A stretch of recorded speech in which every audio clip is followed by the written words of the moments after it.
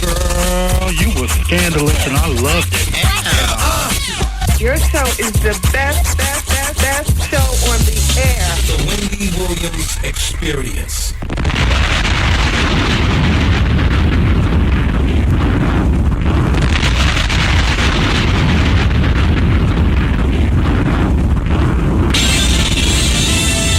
And now we're pleased to bring you our feature presentation.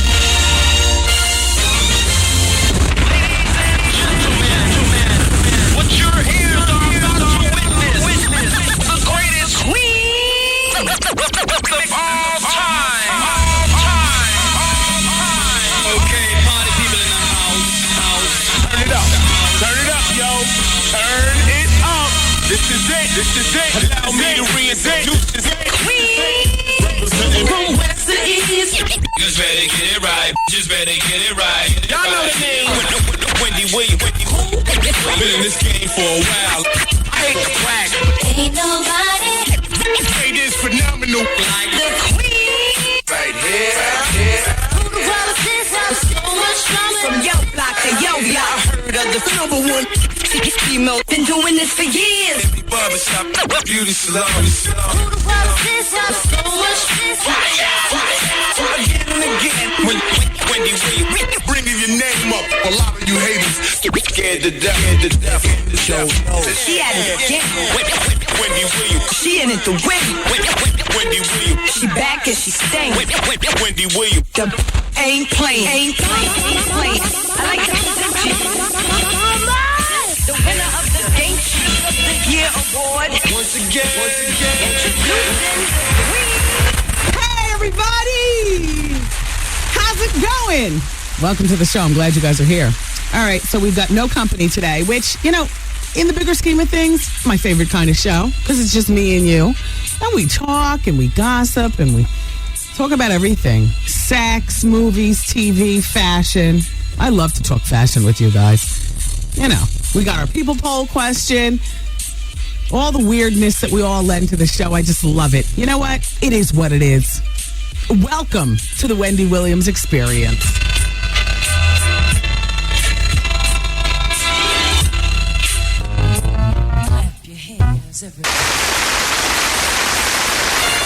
Ladies and gentlemen, it is with great honor and distinction that I introduce to you the queen of all media, Wendy Williams. All right.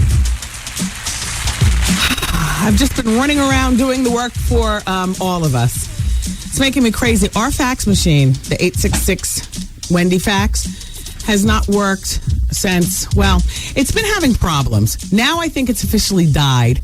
And I was just in there, you know, looking and redoing paper and pressing buttons, and nothing's happened. So for today, and hopefully only today, I'm going to give you a different fax number. It's going to mess up the sales department. Oh, well. Here's the fax number. Sorry, everybody out of state. It's 212. Yeah. 212-447-5194. I'll give it to you again in just a few moments. Yeah, I need my faxes. I mean, you know, telephone is cool. We get emails via Nicole and Art through the show. That's cool. But a fax is just, that is the key to me. Now, Artie, what is going on with you? Is the computer going to work today? Yes? Yeah. Art's been on his period since last week. It's really getting to be a pain in the behind at this particular point. Excuse me? Anyway, but the phone lines work, and the phone lines are open at 866-GET-WENDY. So, no guests today. I caught the second half of the Hustle show last night on BET, and now I see how they're judging our former intern, Jennifer.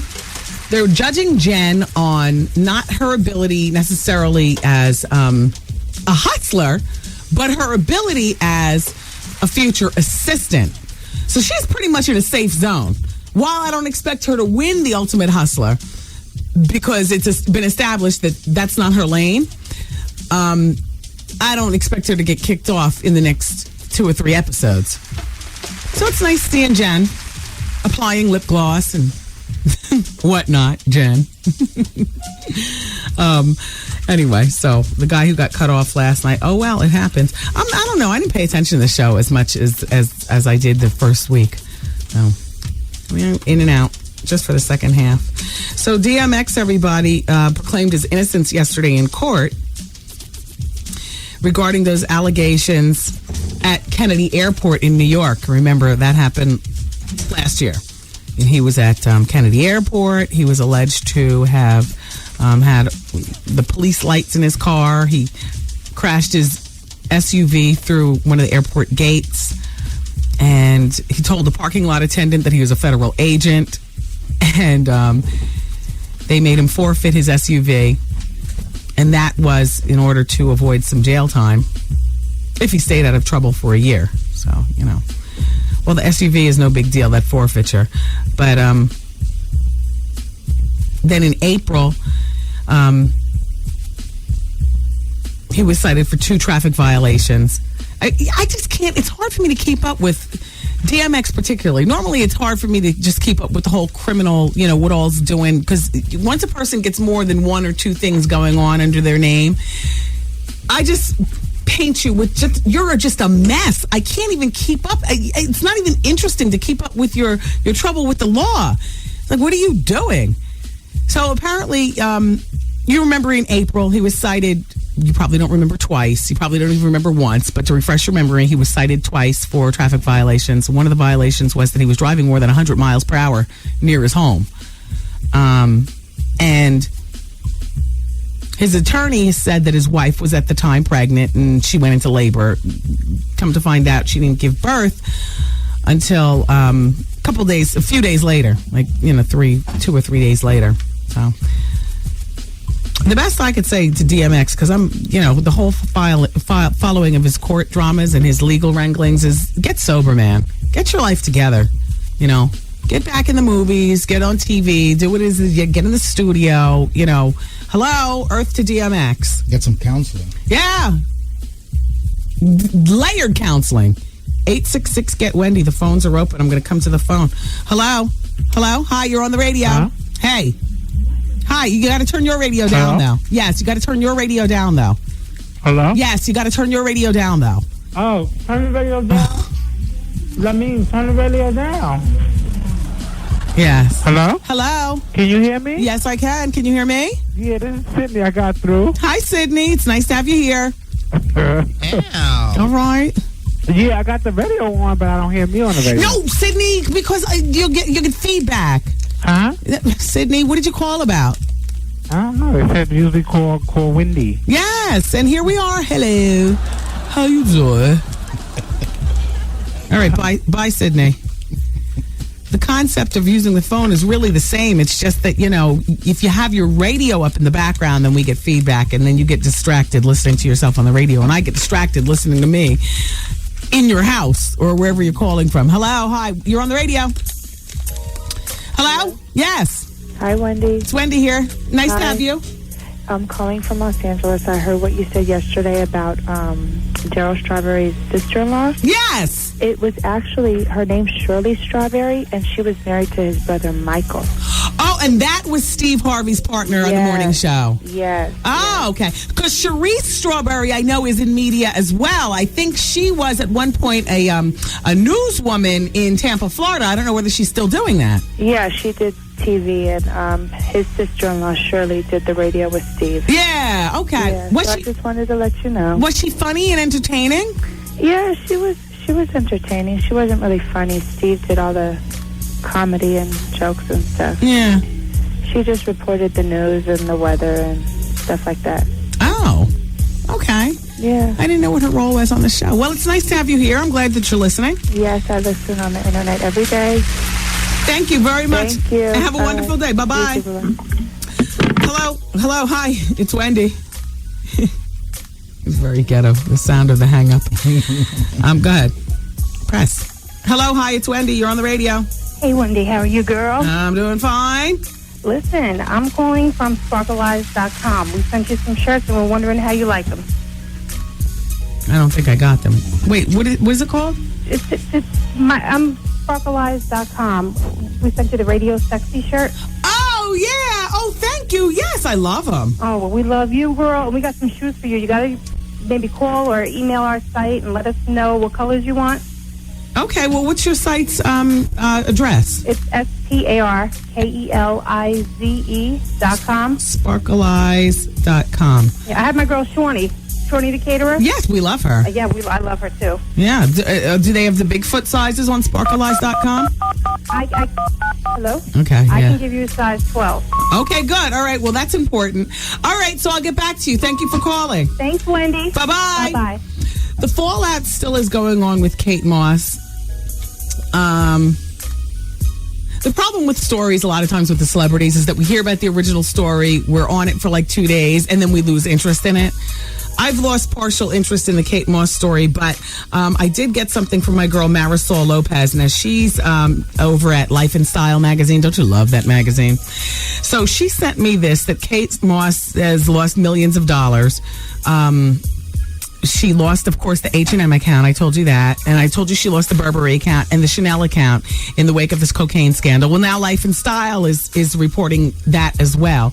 And now they're facing that. They're saying that she's facing an even bigger loss, and that is the loss of her daughter, Lila Grace, who's 3 years old.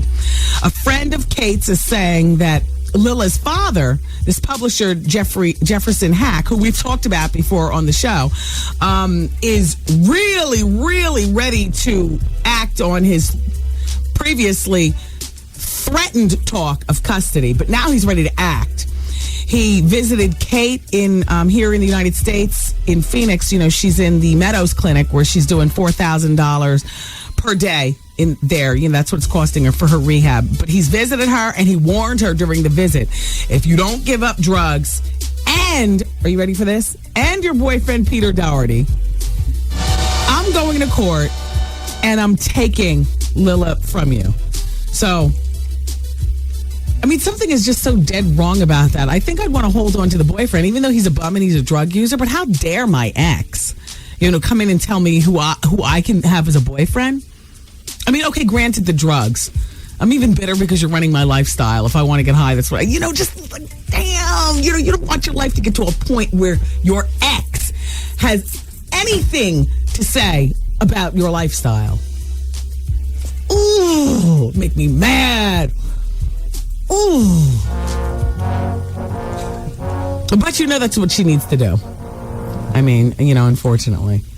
It's just that, damn, to be told something like that from your ex makes me want to stab him. Anyway, so what's going on in you all's world? All right, I gave you the new fax number for today, right? It's 212-447-5194. The other one is broken. Just for today, though. I suspect after we jam up Sales' fax machine, we'll have a new one in here, pun cock, for tomorrow.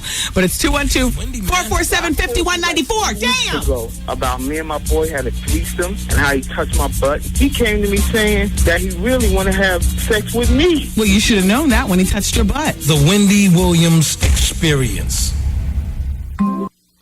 107.5 WBLS with the return of the $107,000 cash guarantee. Backed by popular demand, it's your chance to pick up an easy grand. $1,000 winners throughout the day. Set your radio to wake up and get paid on the Steve Harvey Morning Show. And listen for Steve to give you the cue to call in to win each morning at 7:15 a.m. Then listen for Steve again at 12:15 and then again at 5:15. Be the 10th caller and you're an instant winner. That is crazy. It's the $107,000 cash guarantee on 107.5 WBLS. Today's R&B and classic soul. Oh. Ow. Hey, everybody. It's the Wendy Williams Experience on WBLS. Another lousy day in the city. Blah, blah, blah, blah, blah, blah. No sun until Saturday, so they're saying. Hopefully, at some point today on the show, you will smile and forget all about this terrible weather. Great. Today's the first day that I woke up with a reasonably good, mood and good attitude in terms of, getting out of the bed and being productive. Because what the hell? Are you going to let the rain just run you down until it disappears? I mean, it's been days now, walking around in the same funk. I said, not today. Today is the Wendy Williams Comedy Experience. And I understand it's rainy, and you might be a little apprehensive about showing up at the Laugh Factory. But damn it, whoever's there, I'll be there with you. And we're going to drink, and we're going to have fun. Shout out to Capone. Shout out to all the comedians who show up. Ken Black. Shout out to you, Art. I'll be there. The doors open up at 8 o'clock. I'll be there. Comedy starts at 9. I'll be there, drinking, laughing, and having fun. Damn it. I wanted to throw on sweatpants to this today. I said, nope, because this is like the 5th day of rain. I've been wearing sweatpants, it seems like, for 5 full days. No, I'm not doing it. Let me do that for you. Oh, thank you. This hour of the Wendy Williams Experience is brought to you by Affinity Health Plan. Affinity Health Plan. Thank you so much for sponsoring this hour of the show. Let's go to the phone, see who's talking, Goose. Hello. Hi. You're on the radio. Okay. Hi. Hello? Yes, it's Wendy. You're on the radio. By the Hi, way, everybody, Wendy. don't forget today in the 5 o'clock hours, it's somewhere around 5:20, is your cue to call in and win your share of a $107,000 in WBLS cash. So what's going on with you? Oh, the weather's crummy, Yeah. and thank God that you are on the air. That's why I decided to put on a skirt and straighten the hell up today. Because, I know. I said, you know what? If I'm picking other people up, then I just need to get in there and do my job. Yes. And not put on some sweatpants and be funky. I feel you. I feel you. Because once you wear funky, you just become funky. Exactly. Exactly. Yeah. In weather like this, I always feel for people who have to put on the full-blown suit and the starched collar and the pantyhose and the whole bit because they have to go to court or they have to meet with patients. And, you don't even have any leeway in terms of your dress. A lot of people. Yeah. So what do you do for a living? Oh, well, I'm a home care helper. So you can put on some sweatpants. Oh, yes, I can. But I try to zhuzh it up a little bit, you know? Wear something colorful and stuff. Yeah. Yeah, maybe put on some earrings. Yeah, because you gotta go in and help people at their homes, and they're not always in the best of spirits. Oh, tell me about it. Ew. It's horrible sometimes. And the smells. Oh, you want to walk out?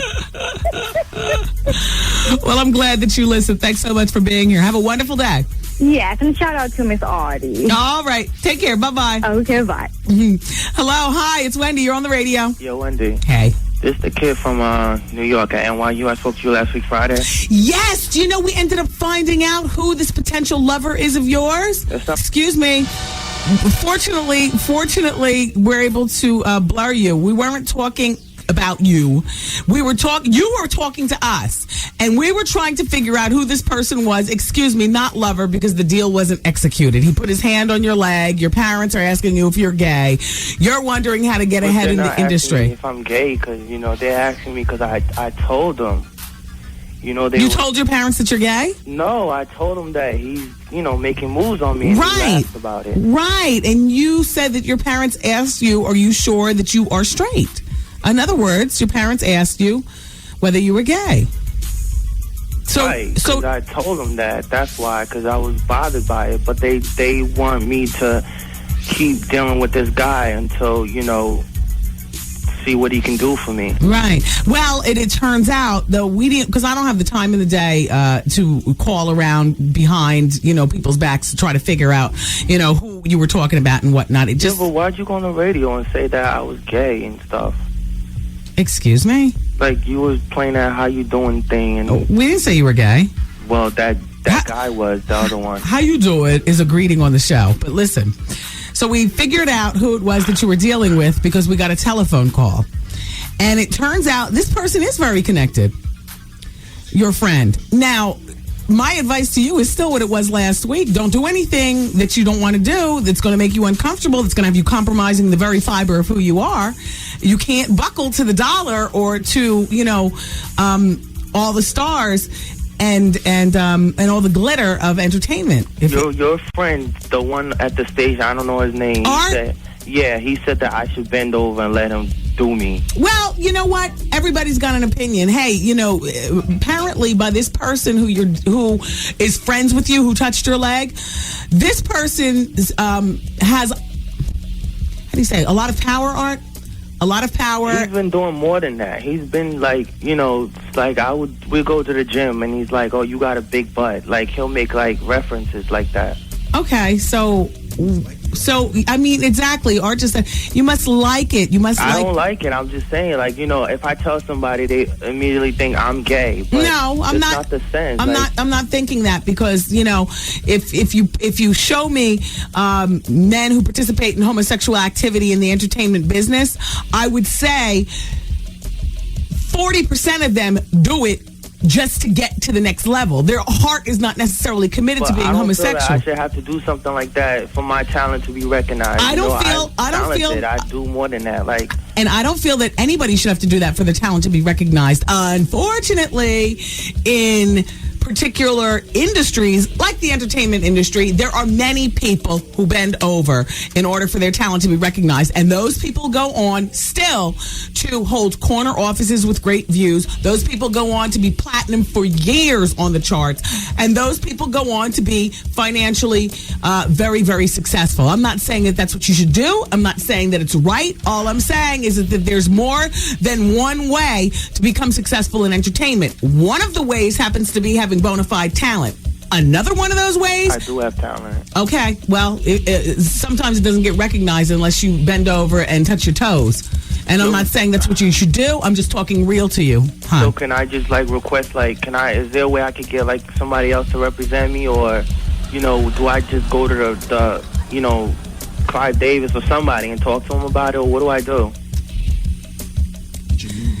Well, if you're going to go to Clive Davis, don't get me started. No, I don't suggest you go to anybody about it. I would say that anybody that you go to talk to about this is going to basically tell you the same thing I'm telling you. And I'm not telling you to do it. I'm not telling you not to do it. I'm just letting you know that's how it is in the entertainment industry, whether it's TV, whether it's movies, or whether it's music. In terms of music, whether it's that you want to be a rapper, a singer, or an executive. I'm a singer. I don't rap. Well, pick your poison, dude. This is not going to be the first time a man's going to want to rub his penis up against your behind. So, you know, I'm sorry that you're 19 years old. Well, you might say ew, honey, but you look at the charts. I can point to you some solid. That's just, I don't believe that, though. That's just rumors. Okay, well, young man, you go ahead with your idealistic versions of the world. I remember being 19 one time also. I'm not 19, I'm 17. Oh, gosh, even worse. Even worse. Oh, so young, so bendable, so flexible and my nubile. industry age is supposed to be like 15. Oh, my gosh, his industry age is 15. Oh, right for the picking, honey. What's wrong with you? Because I remember being 15. Why are you so mean to artists? Why are you so mean to like all the artists that come up there? Honey, wake up and smell the bacon. I mean, it's a shame that you have to be doing it at 17 years old, because I remember being 17 and being naive and listening to the radio and reading magazines and watching TV and thinking idealistically like you. You know what you should do? Fall back and stay in school and focus on being 17. This industry right now has got too much going on, and it will when you get out also. Wendy. Listen, the homos will be waiting for you on the other side, but Wendy, at that point you would have had more time to understand what you're walking into. I'm not in high school, no. I'm in college. Whatever. I was fortunate to, you know, be in college early. Okay, well, I was 17 and in college also, and what? Yeah, but still, though, you weren't like, you know, 17. I just turned 17. Okay, fabulous. So you're smart in school and dumb in book. I mean, dumb in in life. No, I'm not dumb in life. I'm smart. I hold a 4.0. I'm smart. That's book smarts. That's not book smart. Well, honey, if you're asking me why a man would be touching your leg and telling you have a tight butt in the gym, honey, you don't have the kind of block smarts that you need to survive life in totality. You need block smarts, and nobody's expecting you to have that right now. I expect you to be saying all these things to me. Oh, Wendy, you know, why are you so mean? Oh, Wendy, why are you telling me this? Because this is not your time. 17, you should not have to be facing this right now. So I should just, so you're telling me I should just have sex with him, right? I'm not saying that. I'm saying, that's art. All right, get it over with. All I'm saying is that I would not waste Mr. Davis's time by going to his office, knocking on doors, honey. Without lube. Well, I got talent, man, and Okay, lots of people have talent, and I wish you well with your talent, young man. I wish you well with your 4.0. I wish you well with your talent. Wendy, I'm going to come up there. No, you're not coming up here. I am. I'm gonna come up there. That's the first stop I want to make. When I'm famous, I want to come up there. Okay, and fine. You'll remember me, and we're gonna talk. No, because at that point you would be warned about people like me. Because I'll pull your card as soon as you walk in. No, because I like that. I'm a law major. I know how to deal with people like you. Oh, well, that means that you can answer the questions correctly and sue me at the same time. Yeah. Okay. So all right, honey. Just remember one thing. What? I'll have the story in totality, and I'll tell it. I don't think you want to go there, Miss Honey. I already got my story. What's your story, honey? You don't know. So I'm not gonna tell you now because you're gonna try and find something. But trust me. All right, young man. Well, then maybe you need to make that meeting with Mr. Davis. I'm already dealing with chicks in the industry. Boy, that'll get you far. Kyla Pratt. Whatever. You don't believe me? All right. Whatever. Listen. If what you want to be is a singer, Kyla Pratt is not the one for you. You need to be with the chick. You don't know that. All right, Miss Honey. Look, I gotta go. Come on, Goose. Please hang up. Okay. Bye, kid. The conversation. Get your degree. Have a good life. Yes, exactly. Get your degree and focus on what you really want to do, and don't do anything that you are not committed to doing in life, and that includes. Bye, kid. I'm exhausted. Now turn your radio down. Hello? I am so exhausted from talking to that kid. Hello? Yes. Turn the radio down. Hello? Yes, honey. Hi. Hi, who's this? Wendy. Oh, hi, Wendy. I'm so exhausted talking to that kid. I know. I hear you on the radio talking to him. He needs to shut up. Hi, Wendy. I'm so happy to talk to you. I never spoke to you before in my life. I saw you one time at the Black Box. Oh, wow. That was a long time ago. That was. Well, anyway, I was just calling because I would like to, my daughter is 7 years old. Uh-huh.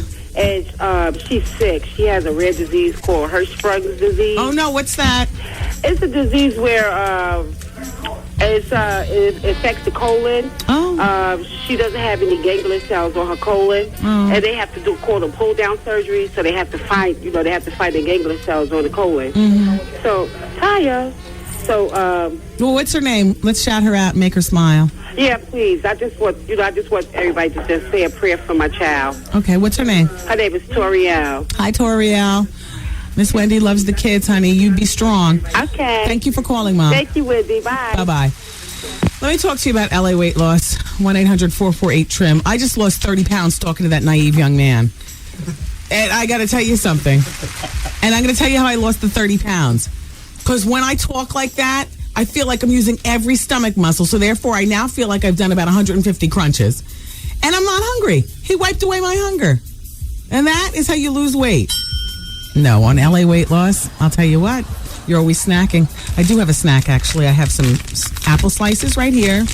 And I have my 100-calorie chocolate Chips Ahoy cookies. And in about an hour or so, I'll take some chicken noodle soup. There is no food group off limit with LA weight loss, which is what I absolutely love. You know, I did lose my weight. I do feel great. I feel better than I felt in my life. I feel as though I've added, a few more years to my life. I'm not going to embarrass my son by, being, the fat lady, picking him up from school. When kids get to be cruel, what is that, like first or second grade? He's in kindergarten now. They don't know from nothing. But, I feel better. I feel like I'm the me that I've always wanted to be. Are you the you've always wanted to be? No, authentically. I'm not talking about the shell that we occupy. I'm talking about... I guess I am talking about the shell. Is the shell representative of you? We all know that inner beauty is better than outer beauty, but let's be real and face facts. Nobody sees all that in there. What they see is all that out there. Is it time for you? All right. Take this number. 1-800-448-TRIM. That's LA Weight Loss. They've been in business for over a decade. They're not the ones who've been sued or filed for bankruptcy. They're the ones who get results. LA Weight Loss. They specialize in one-on-one weight loss counseling. Oh, yeah, you'll be treated like a queen or a king. A one-on-one counselor. You got their number. You call them with your successes and your failures. You stop by the weight loss center when you have a chance. They don't call you and bug you to do that. You step on the scale. They give you encouragement. Nobody's beating you up with bad language and harsh talk. And you don't have to take a fistful of pills. while going to the gym is the best way to jumpstart your heart rate and to help assist your weight loss. They don't badger you if you don't go to the gym. Call LA Weight Loss. Do what I did. Do what millions of people have done. 1-800-448-TRIM. This music is so soothing. I just want to continue talking about LA weight loss. Alas, I have to remind you that we have $107,000 that we're giving away. Now, Steve does it at 7:15 in the morning. Mark Jordan does it at 12:15 in the afternoon. And I'm supposed to do it at 5:15, but 5:15 I'm in the middle of a national break. So we tweak it for the show a bit. I do mine about 5:23, 5:25. All right, so we'll be giving away your share of the $107,000 later on this afternoon, about 5:25 here. And I'm here until 7 o'clock, and then it's Vaughn Harper in the Quiet Storm. It's the Wendy Williams Experience on 107.5 WBLS. It's the Wendy Williams Experience, everybody. Hey, I've got the result from yesterday's People Poll question. Are you afraid of relationship commitment? 20% of you said yes. 80% of you said no. You're just waiting for the right person to come along. Or you're already committed and you love it. Here's the new People Poll question. And you can go to thewendywilliamsexperience.com and answer either yes or no. Yesterday, for a brief moment on the show, I'd made a joke that I was going to go home and take a sleeping pill and I think drink some vodka and go to sleep. Of which I think what spawned that was that we were talking behind the scenes about taking pills, that Xanax, the Zoloft, and all that other kind of stuff. And I was saying that I don't know anybody who takes them. Like I'm surprised because I've got some nutty girlfriends, but nobody is a pill popping, vodka swilling, mess like that. And I've often wondered, do those pills really work? I don't know anybody who takes them. Or is it a placebo effect? You think you feel better because you're taking this prescription. I don't know. But the question on the website for today, and we'll give you the results tomorrow, do you depend on medication for mental stability? Do you? Oh, yes, I'm sorry. You know what? I knew one person in my life. I used to work with a guy who took the medication. And I never noticed it. Art, you remember him. Yeah. Did you actually notice? Were you the one who told me that he took mental stabilization drugs? Yeah. Two people. Two people that we worked with? Yeah. Okay, there was a him and a her. When the her doesn't take the pills, would you notice? Yes. Because behavior would be out there. Crazy. Yeah, but that happens to people. No, but I knew. I've seen the medication, and I was told that's what was needed to keep it under control. How was she in bed? I'm just assuming, so pardon me for just assuming. Very soft and pink. Say, sorry for asking whether you slept with her or not. I just, assume. But wouldn't you want the crazy side? I heard crazy chicks are crazy in bed. No, but when this person didn't take it, sex was the last thing on their mind. Oh. On her mind. Oh. Yeah. So. Because they be out of their mind. It's kind of like what is it called? Manic depressive. Depression. I don't know. Anyway, go to the website, thewendywilliamsexperience.com, and let us know. We'll give you those results tomorrow. Do you depend on medication for mental stability? Hey, Wendy, did you hear about Tim Thomas of the New York Knicks getting caught by his wife and jump off? I know you spoke about that a while ago, but I heard about it again this morning. I think it's in the newspaper. That's from Shaquana. No, I didn't hear about this. I've been so wrapped up in my own thing. Do you know what I was doing this morning? Because it's like raining terribly. For those of you outside of Philly and New York and Hartford, Connecticut, you're not in the Northeast. It has been raining for the past 5 days here. And not just raining, but raining where houses are getting flooded, roofs are getting soaked, cars are getting stuck in ravines. I know nothing compares to Katrina. How dare us for talking about our water situation. Nothing compared to that, but you understand what I'm saying. And so my kid's class, he's in pre-kindergarten, they were supposed to be going on a hayride today to pick pumpkins in the pumpkin patch. They do this every year. And this is the first year where, like, he doesn't need the accompaniment of an adult. You know, he can go off. But, you know, I said I wanted to go. I like going to stuff like that. So, you know, the white people, rain or shine, they're going to pick pumpkins in the mud and the whole bit. Big smile on their face. Yeah, with a big smile, like it's no big thing. So, you know, I was about to send my kid. I wasn't going to go myself, but then I was like, you know what? I'm going. So I put on my galoshes, and, you know, we get to the school, and the rain is too much even for the white people because they pulled the plug on the whole operation. We're not doing it now until closer to Halloween.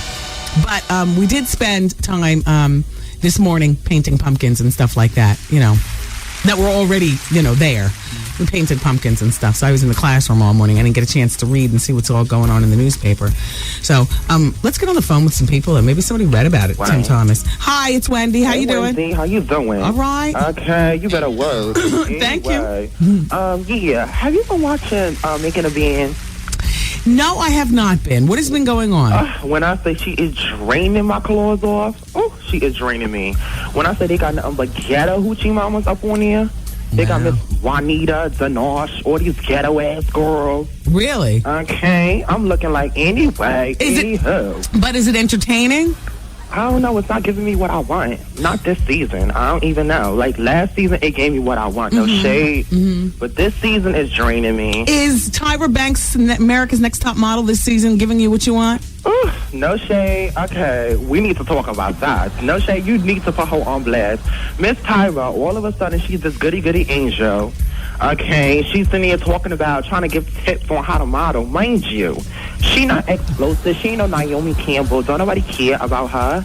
She not doing big things. Like, come on. Like, I give her a run for her money. But you know what she is that Naomi Campbell is not?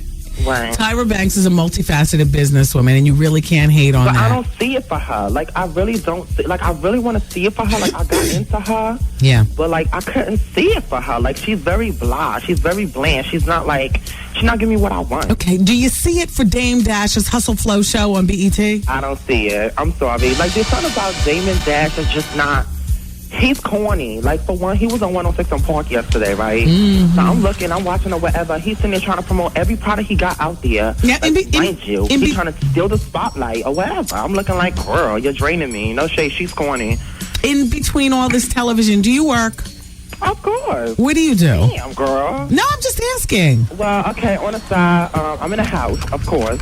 I'm in a group called Raven's Child. Okay, hold on. I want to hear more. Everybody, keep it where you got it. Thanks. Wendy, man. Me and my wife have been married for 56 threatened to leave. What did you do? Had a problem with drugs. You got the drug voice. Yeah. Hey, man. Just asking, what's your drug of choice? You name it. Coke? Yeah. Weed? Yeah. Crack?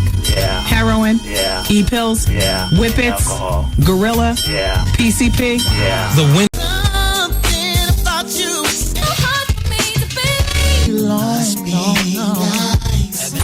Everybody needs some. Should I leave? Like, is that selfish to my son? Come get some. Let me tell you, Wendy, it's really a trouble with a dude. I'm having a problem with my fiance and his family. I was in a relationship with this girl for like 18 months. She told me the relationship meant nothing. Always drama. Call Wendy right now. 1-866-GET-WENDY. Fax Wendy at 866-WENDY-FAX. Wendy, can you give me advice on plastic surgery? Alrighty, everybody, it's Advice Hour on the Wendy Williams Experience. Now, I will be going to the telephones momentarily, 866-GET-WENDY. Make sure that your radio is turned down. I don't want any feedback. And for today, we've got a new fax number just for today, while our old fax is being fixed. The new fax number just for today is 212-447-5194. Okay, thank you very much. Now, this is where I need the help of people involved with social work, social services, social workers, people involved with school systems. Okay, there's a grandmother in need. Dear Wendy, I need your advice. My 23-year-old granddaughter ran away from home with my 2 grandchildren. I know she didn't do it intentionally to hurt the kids, but she's clearly not thinking of the kids because she took my 4-year-old granddaughter out of school because she was sick 4 weeks ago today. She neglected to inform the school that the child was sick, and after 10 days, the school sent an investigator to my house to see why my granddaughter was not in school. And we told her that my daughter needs to come home. Excuse me, we were told that my daughter needs to go to the school with proof that my granddaughter is under a doctor's care. Well, Wendy, today the school investigators called my house inquiring as to the reason my granddaughter is still not in school. They were informed that my daughter ran away from home, taking her children with her. The investigators informed us that she now had to report this to social services. Wendy, I need to know this. Will social services take my grandchildren from my daughter because of educational neglect? And does this mean that they will now be a part of the system? Or will they ask us if we want custody of our grandchildren? If social services takes the kids, what action, if any, should we be taking? And that's from a grandmother. Now, I don't know anything about social services and what happens after a particular situation like this. Art, you used to be in social services. Do you have an opinion on this? No. Computer still broken? It's freezing up. Oh, that's not good. I'm going to get back to you, Grandma. I'm going to wait for somebody to fax me their opinion of this from the social services department. 212 is the fax number, 447-5194. Also, you know what I wanted to talk with you today about during Advice Hour? I wanted to talk with you about the adoption process, because I know that there are many people who, have thought about adopting before. Maybe they're thinking about adopting right now. And there are 6 checkpoints that you probably need to know that I got from one of the children's magazines that I read. But let's go to the telephone now and see who can help out. Hello, hi, it's Wendy. Hello? Hello, hi, it's Wendy. You're on the radio. Yeah, I'm calling to speak to Wendy. Speaking. Hi. Hi, my name is Gloria Smith. I'm from Bridgeport, Connecticut. Hey, Gloria. Nice to have you here. Oh, thank you. I just called to offer my opinion on your show. You're a guy, Art. I think you're very mean to him. Okay, but this is Advice Hour. Oh, okay. Well, I still wanted to say that. It's okay. And also, I wanted to know, since you do have an opportunity to, give information and have access to the open public, why isn't your show so much more informed than just about gossip? Well, the show is based on gossip, but we do other things as well here on the show. My history in radio has been pretty much based on celebrity news and celebrity entertainment. Okay, well, that's all I had to say, and thank you for listening. Well, thank you very much for calling. Bye-bye. She could have turned that around and said, well, my advice to you is to be nicer to Art, and my advice to you is to use your microphone as a forum rather than just gossip. Hello, hi, it's Wendy. It's Advice Hour, and you're on the radio. Hi, Wendy. How you doing? I'm doing fine today. What's going on? Well, to the grandmother, I went through that. I'm not a grandmother, but with my niece. And what they do, they'll take the kids and they'll reach out to a family member. Okay. So if that'll console her a little. Yeah. That's what happened. I wound up adopting both of her kids to keep them from going through the system. Right. Gotcha. Okay, Grandma. Okay. Thank you very much for calling. Bye-bye. And shout out to the grandmother because, there's a little ray of light in there, and that is that your grandchildren won't be sent to the system. Hello. Hi, it's Wendy. It's Advice Hour. Hello? Hi, how can I help you? Hi, Wendy. Hey. Oh, God, I can't believe I got through. It's nice to have you here. Oh, God. I was calling because of 2 reasons. One, concerning the grandmother. My aunt is a social worker, and I was letting you know that, they will be able to, she will be able to adopt the kids, but it'll just be a little back and forthness because probably with the situation with her granddaughter probably being able to be capable to get with the kids and whatnot, they might be scared that she might try to run off with the kids again, whatnot, so they got to investigate that. Right. But she will be allowed.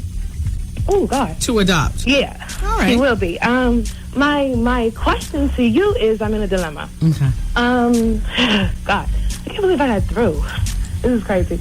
I have 3 gentlemen that I've been back and forth with, and it's one that I really have like strong feelings for her. But I'm not sure if he's like really aware of this. But today I ran into him and he held my hand like so tight. It was just like crazy to me. And I was like, maybe he's starting to feel, I don't know. And then I have one that's like pursuing me so strongly. We're actually going out Friday, this coming up. And it's just like crazy because like it's like I don't know what to do. And then what about the third one? Well, the third one that was getting today. I just got off the phone with him not too long ago, and he's very nice. He's very sweet, blase, but it's not a connection there as spite to the first one. Okay, so you might want to cut the third one off to throw more attention to the first and second. Okay. Now, how old are you, if you don't mind me asking? I'm 20. Yeah, well, then why do you have to make a choice? You know, because the thing is that the cream always rises to the top. So it's not necessary for you to cut off your, listen, there's nothing wrong with dating a few people at one time. I didn't say sleep around. No. But there's nothing wrong with dating a few people at one time. And I think a lot of times, particularly with women, we limit ourselves by feeling like we always have to choose. Right. You know, listen, the world is your oyster. You're 20 years old. Date both of them. Clearly, since you said there's no connection of real substance with the third. Yeah. But the only problem is with the second one. The second one has a son. Okay, so... And he's the one that's pursuing me the strongest. Okay. Well, there's nothing wrong with him having a son because you're not making any commitment to him. You're feeling him out. Right, but I'm like the commitment type because I just got our relationship 2 years ago. Okay, so and then... that was like a bad breakup. I found out my boyfriend was gay and it was just like, yeah. Well, okay, so the one with the son, is he good to his baby's mother? Yes, he is. Is he good to the son? He's excellent to the son. His baby mother, they don't really talk because she has a bad attitude. Does he have a few dollars left over to treat you nicely? Actually, he has more money than you would really expect. Okay, so, well, then, and you have no problem with him having a child? I don't know. Maybe, I don't know. All right. Well, listen, you don't have to make a choice. You're 20 years old. You got two great guys that you're dating. You know, keep their knowledge of each other separate. You know. Of course. And have fun. Who says you have to make a choice? I understand you're the commitment type, but be easy. Yeah. All right. Take care. You too. Bye-bye. Bye-bye. Hi, it's Wendy. You're on the radio. It's Advice Hour. Hello? Hi. Hello? You're on the radio because it's Advice Hour. Hi, Wendy. Yeah, hi. Hi. I have a dilemma. I've been married almost 2 years, and I quickly got pregnant after I got married, and my husband didn't want me to have the baby. Wow. And it's like he completely changed. Like, we're having problems now. Like, it's just, I'm near the point of leaving. I don't know. I just needed some advice on that. Like, he completely changed. To me, he doesn't respect me.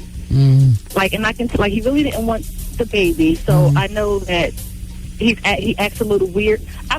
It's just hard for me to really explain that. He just changed completely. Why didn't he want the baby? Is it a money thing, or is it that he already has children? No, well, he said he wasn't ready. We both weren't ready, but I feel like, okay, we're married. So then how come you guys weren't practicing multiple birth controls? I don't know. That was the fault on both parts. Well, I wanted children. I mean, not right away, but eventually. It was just like court, I guess. I don't know. Right. Well, but I mean, it's almost like he's not the person that I married. You know what I'm saying? Like, so it's like I don't love him. I love him, but he's not the same. He's like completely changed. And then, is the baby already here, or are you still pregnant? Oh, no, she's here now.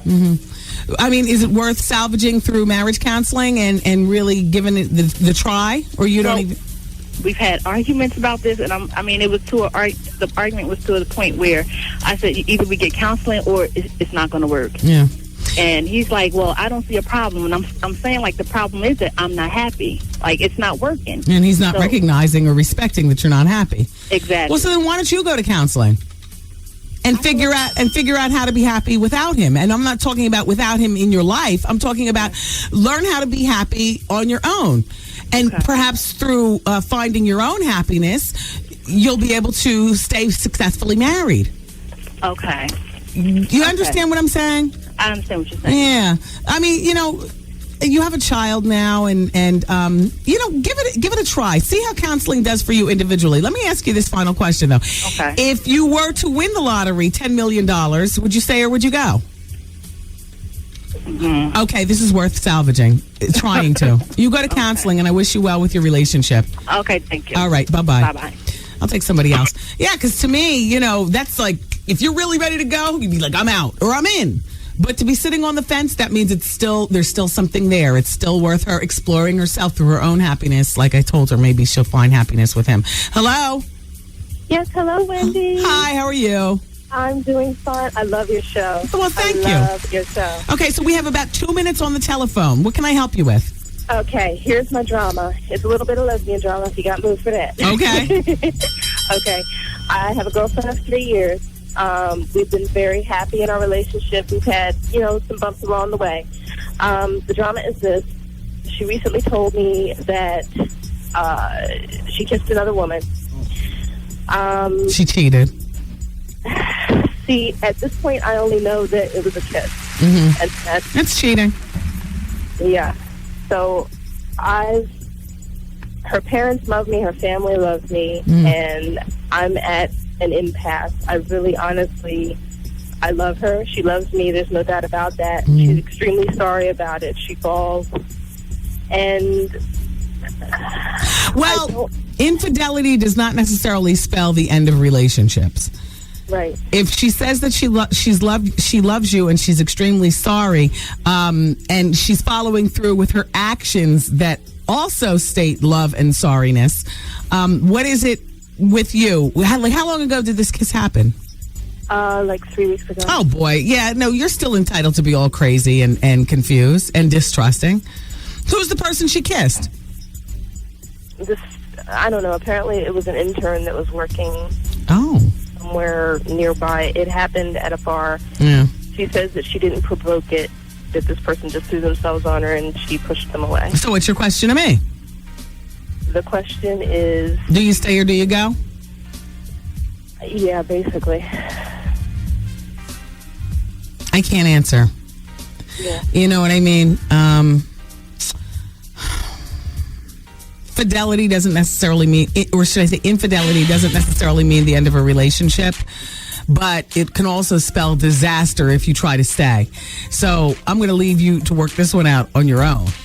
Okay, Wendy. All right, and besides, it's only been 3 weeks. 3 weeks, you're still feeling all the initial rage and hurt.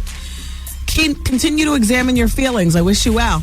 Wendy, man. George Bush doesn't care about black people. And you know, George Bush doesn't care about Wendy Williams. The Wendy Williams Experience. Wow. 107.5 WBLS with the return of the $107,000 cash guarantee. Backed by popular demand, it's your chance to pick up an easy grand. $1,000 winners throughout the day. Set your radio to wake up and get paid on the Steve Harvey Morning Show. And listen for Steve to give you the cue to call in to win each morning at 7:15 a.m. Then listen for Steve again at 12:15 and then again at 5:15. Be the 10th caller and you're an instant winner. That is crazy. It's the $107,000 cash guarantee on 107.5 WBLS.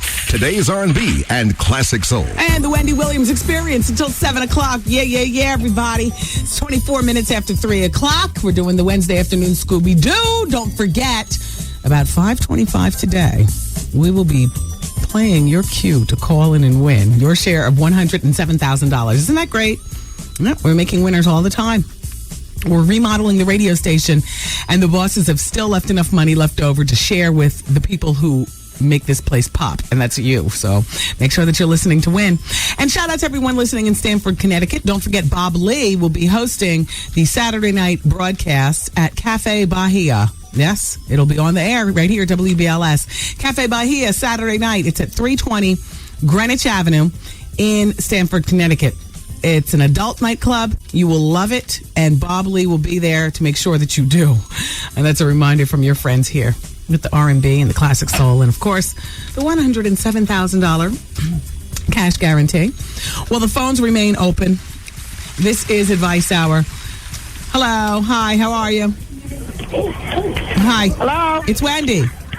I need some advice from Wendy Williams. Yes, it's me. Hi. Hi, sweetie. How are you? I'm doing well. Listen, my name is Yolanda. I'm from New Haven. Okay, nice to have you here. All right, here's the thing, sweetie. I'm involved with 2 married men, okay? One's giving out loving better than the other one, right? But I like the one that's not giving out the good loving, so what should I do? Leave the married men alone because ain't no good gonna come to you until you stop messing with other women's men. Well, technically, they really ain't other women's men. I mean, if you think about it. No. All men are dogs anyway, right? Well, but these are married dogs. I ain't found a good one yet. But these are married dogs, and you never will find a good one as long as you keep poaching on another man's woman or another woman's man. And you got 2 married men. True. I guess I'm a little greedy, huh? Well, you know. So you're saying dump both of them? A bit greedy and a bit misguided. Yes. Dump both of them and start poaching in the single lane. Okay, honey. Thank you for giving me advice. Like I said, this is Shalonda from New Haven, baby. Thank you. Thank you, Shalonda. Bye-bye. Bye-bye. I mean, I can't co-sign with that. Hello? Hi, it's Wendy, and you're on the radio. All right. Hi, hello? Hello? Hi, it's Wendy here. How are you? Hi, Wendy. How you doing? I'm doing fine. All right. I need some advice. Okay.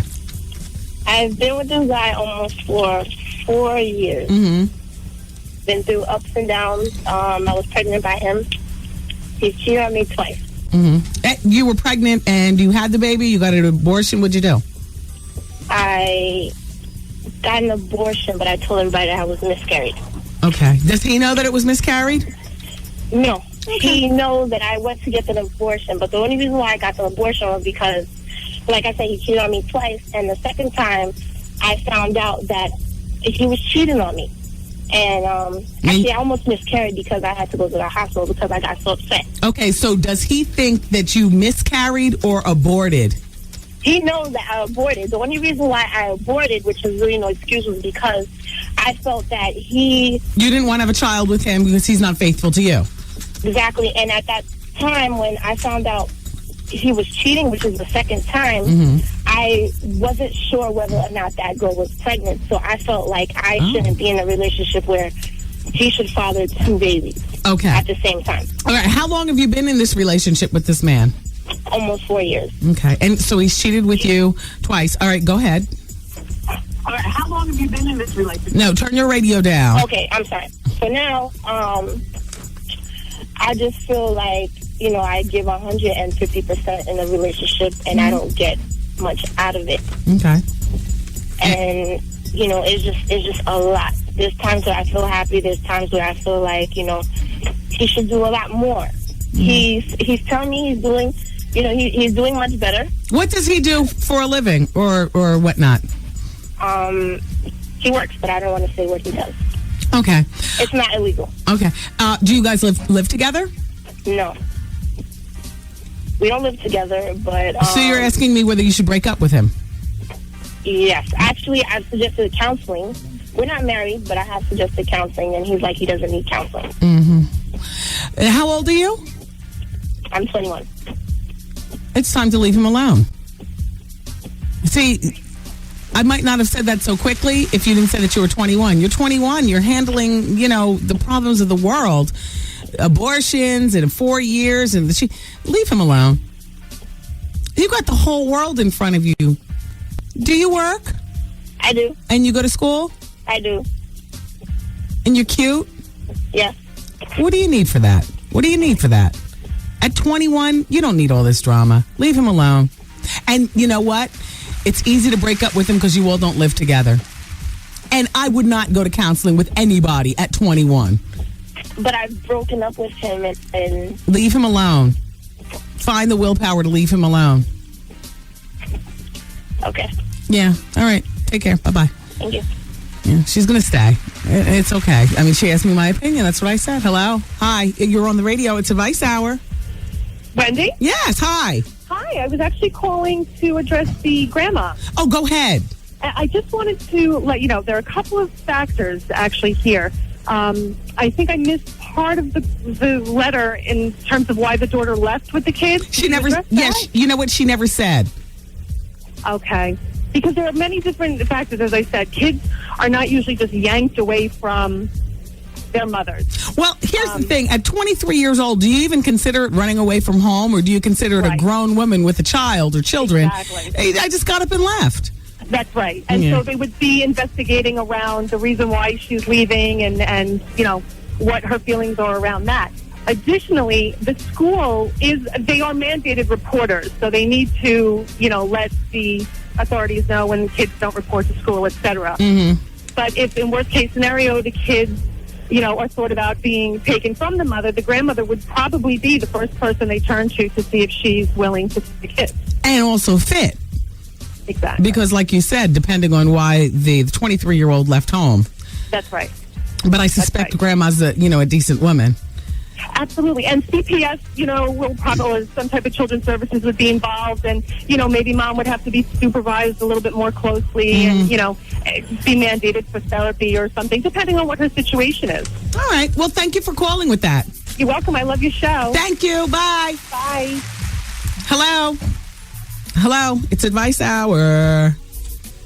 And you are on the radio. Hello. This will be the last one, too. Hello? Hi, it's Wendy. Hi, Wendy. How are you? I'm good. How are you? Good. Thanks for calling. What's going on? I am married, and me and my husband are contemplating on leaving New York. But I want to go to Maryland or Virginia, and he wants to go to Atlanta, Georgia, and I don't want to go over there. And I actually don't know what to do. Well, okay. What's in Maryland or Virginia? My family. Okay. And I feel like if we go to Atlanta, I'm going to be a little bit too far from my family. Okay.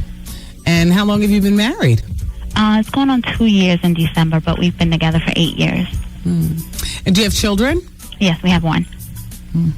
Well, and what's in Atlanta? Just a fresh start for everybody. He has a construction business, and it's doing better in Atlanta than in New York. So he wants to just pick up and leave, and I don't want to go to Atlanta. Well, here's the thing. At least from my opinion, since you're calling the show, you know I'm not an expert. I just, give advice from my opinion. When you take on a husband, he becomes your main family. It is no longer about your sisters and your mother and father and brothers. It becomes about your husband. He's your new family. Right. And if his business is the money-earning business in your family, and if you can just as easily find new work in Atlanta as you can in Maryland, right, I say go with your husband because you're following the money trail to Atlanta.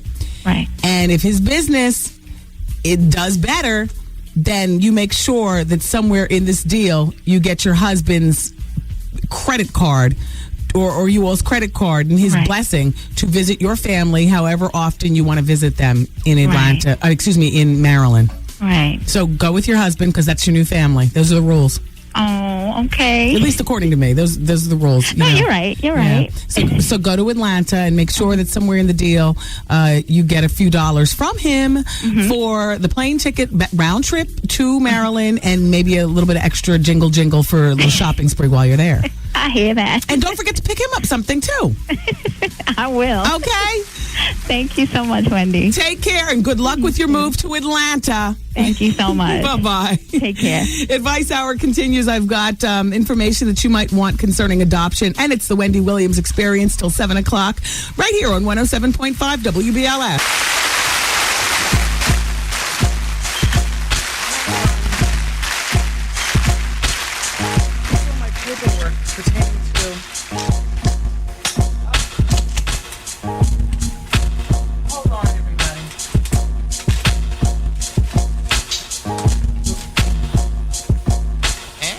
Sorry about that. It's Advice Hour here on the Wendy Williams Experience. I have so many papers in front of me, I almost lost my adoption information. But before I get to that, I wanted to read this to you. Wendy, I've been at my job for a little over a year, and I really like it. It pays well, and I like the field that I'm working in. However, I recently left the office late, and I forgot my keys, and I had to go back to get them. I walked in on my married boss making out with a fellow coworker. It was really awkward. I grabbed my keys. I got out. But now things are really awkward. And neither my boss or my coworker will even look me directly in the eye. I'm afraid that other people are noticing their strange behavior and think that I did something wrong. What should I do? Should I confront them or just leave the job? No, grow up. How old are you? Grow up, stay out of other people's business, realize affairs go on all the time. They might not want to look you in the eye because it's such a fresh incident. Give them another 2 months. They'll be looking at you directly in the eye, and the only odd person out will be you, not looking at you. You didn't do anything wrong. If you talk about it, you'll be doing something wrong. If you quit your job, you'll be cutting off your nose to spite your face. Don't treat either one of them any differently. I don't know how old you are or how Christian you are, but welcome to a lot of people's reality at their job. Okay, let's talk about adoption. I got this actually out of one of my children's magazines. Okay, here's, they call this the ultimate guide to the adoption process. If you've ever thought about adoption, or maybe you're thinking about it, here's 6 steps that they say you should choose. Choose your type of adoption. Prospective parents, they say, who want to adopt a newborn of the same race and ethnicity, most often adopt domestically. They say the wait time varies from a few months to 2 years or more, and expenses range from $5,000 to $40,000. With international adoptions, you will likely adopt an infant or older. They say no newborns. Each country has its own rules and their own wait time, and the expenses for an international adoption is between, they say, $7,000 and up to more than $30,000. Foster adoptions typically involve older children that have been neglected, and those expenses range from free, take them, nobody else wants them, badass, to $2,500. Open adoptions give the biological parents a chance to have a say in where their child is placed and allow for ongoing communication. Yeah, that's the one that I never considered. No open adoption. If you turn 18, you in-grade, and you want to find some damn body, then do it on your own time. You're not going to have any...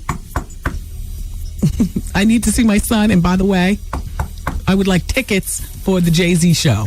You know what I mean? And a shout out. No. All right, here's the second thing relating to adoption. Select an agency. They say the majority of domestic and international adoptions go through private licensed adoption agencies. When choosing an agency, ask lots of questions, like how many of these adoptions have you done as an agency? And does your agency offer adoption classes? Ask for references. Speak up. Number 3. Check your finances.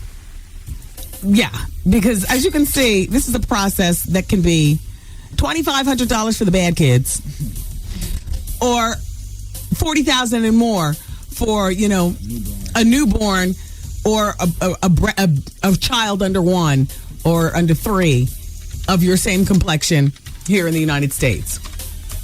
So check your finances, make sure that you have. They say roughly a quarter of the U.S. employers, offer some sort of adoption assistance. I wonder if we offer that here at the radio station.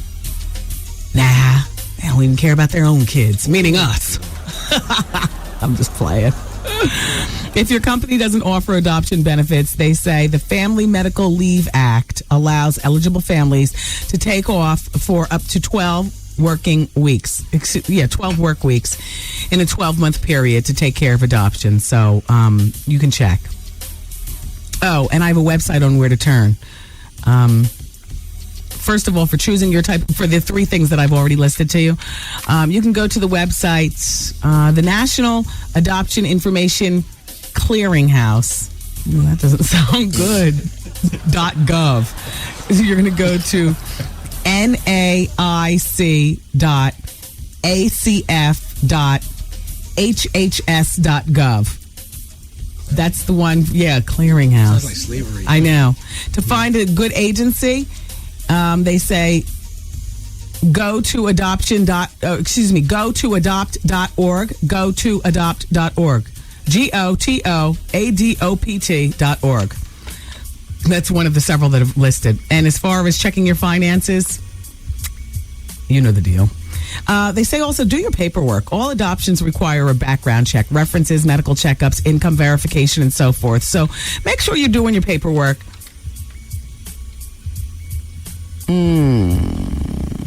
If you're going to adopt overseas, they say make sure you have a valid passport in case, you need to travel, have a traveling visa, photocopies of all your documents and whatnot. And one website that they give for that is travel.state.gov/family. Number 5 is get support. Adoption is a highly emotional experience. It's common to feel unsure. Yeah, my family was not down for my whole adoption talk. Poo-poo. So I wouldn't have gotten any support. I would have gotten support from my husband because we were both down, but, not from them Williamses. Number 6, prepare for post-adoption life. Children adopted from other countries will need checkups and tests for diseases and developmental delays. Create a life book with pictures and so on and so forth. And remember, it's okay if you don't magically bond right away. And I wish you well with your adoption experience. I think it's a beautiful thing. It's Wendy, man. I just found out this morning that my supervisor's pregnant. Damn you, I told you not to do it. Should I tell my wife what's up? Plan on a divorce. And as for your job, put that where? Back there. Pimpin'. Oh, boy. Yeah, no. Oh, he is my friend. Damn, Art. Oh, it's the Wendy Williams experience, everybody. I gotta tell you something. Why do we have nighttime mood light setting in here? Ain't it comfortable? No, well, it's kind of, doesn't this kind of make you want to go to sleep? Yeah. Yeah. Anyway, energy up. We got the Wendy Williams comedy experience tonight in Times Square at the Laugh Factory. I got energy up. I feel good. I wasn't going to let this weather keep me down for, day after day after damn day. All right, so let's talk. Let's talk about Damian Marley, who was apparently socializing with Puffy. And Puffy did not order Cristal when they met in Miami for the first time because allegedly they shared some weed. Oh! Excuse me, what was that slip of the button? Yeah. The Marley man was smoking and he enjoyed sharing his joint with Puffy. This is according to the Panache report. Then Damian went on to talk because he's convinced that Puffy was no newcomer to the Chief game. Oh. And here's what Marley man said. We didn't drink Cristal, but we were puffing. I didn't think it was his first time. No, I'm not sure it wasn't his first time. No, he says, no, I'm sure it wasn't his first time. Well, like KRS-One says, nothing wrong with a little self-medication. I use that quote all the time. I bet you Chris doesn't ever remember even saying that to me. I don't, a lot of times I talk to people, I'll, take the information in, digest it and then get rid of it because I need to make room in my head for other information. But every once in a while, I will hold on to a morsel. In other Puffy news, he is doing lunchboxes. I think that's great for an online auction to benefit charity. All the money raised is going to go to the food bank for New York City and the Lunchbox Fund. I think this is great. I think it's a great idea. I need to know, what do we do? Call the Sean John store? So yeah. The interesting thing is, damn me, I had the web address for this lunchbox because this lunchbox story I had on my desk to do for yesterday. But I don't know. I got bogged down with a plethora of stuff and hair removal. You remember yesterday's show. And so therefore, yeah, but this is a good thing. This is a good thing. Mariah Carey, everybody, loves her dogs. The one dog she has, Jack, she says he doesn't like to sit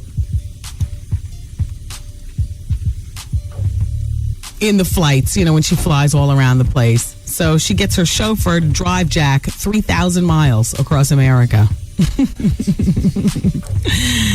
Oh, boy. And this is what she says about the airlines.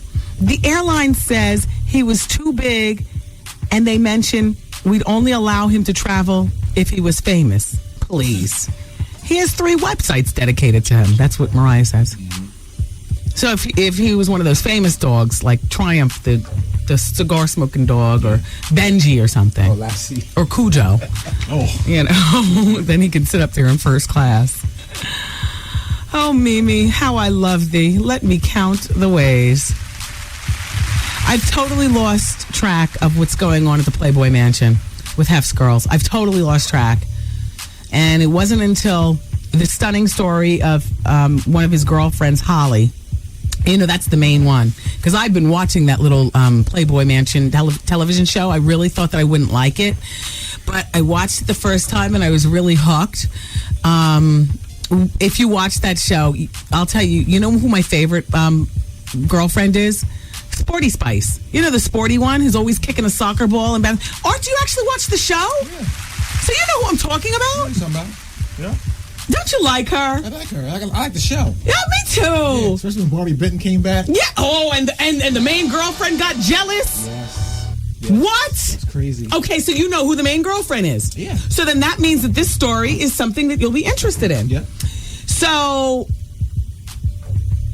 Hef's number 1 girl, Holly Madison, who's 25, admits that while, yes, she's the main girlfriend, but she's saying that Hefner, who's now 79, has to whittle down the number of girlfriends from 7 to 3.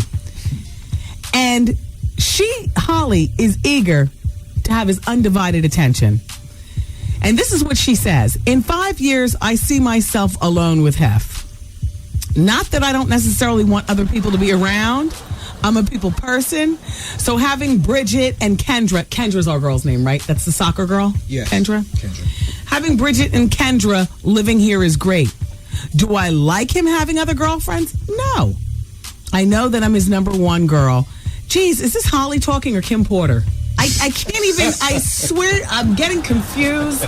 Kim, I'm sorry, I'm getting confused. I know I'm his number 1 girl, but I think he needs to get rid of these extra girls. Yeah, well, Holly's not that good looking. No. You know, and at this particular point, he's 79. It's not like she has to do that many tricks in bed. No.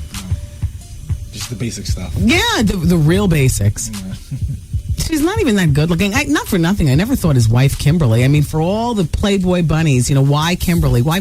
There's the phone ringing, and it could be somebody giving germane conversation to this story. Shout out to everybody in Philly.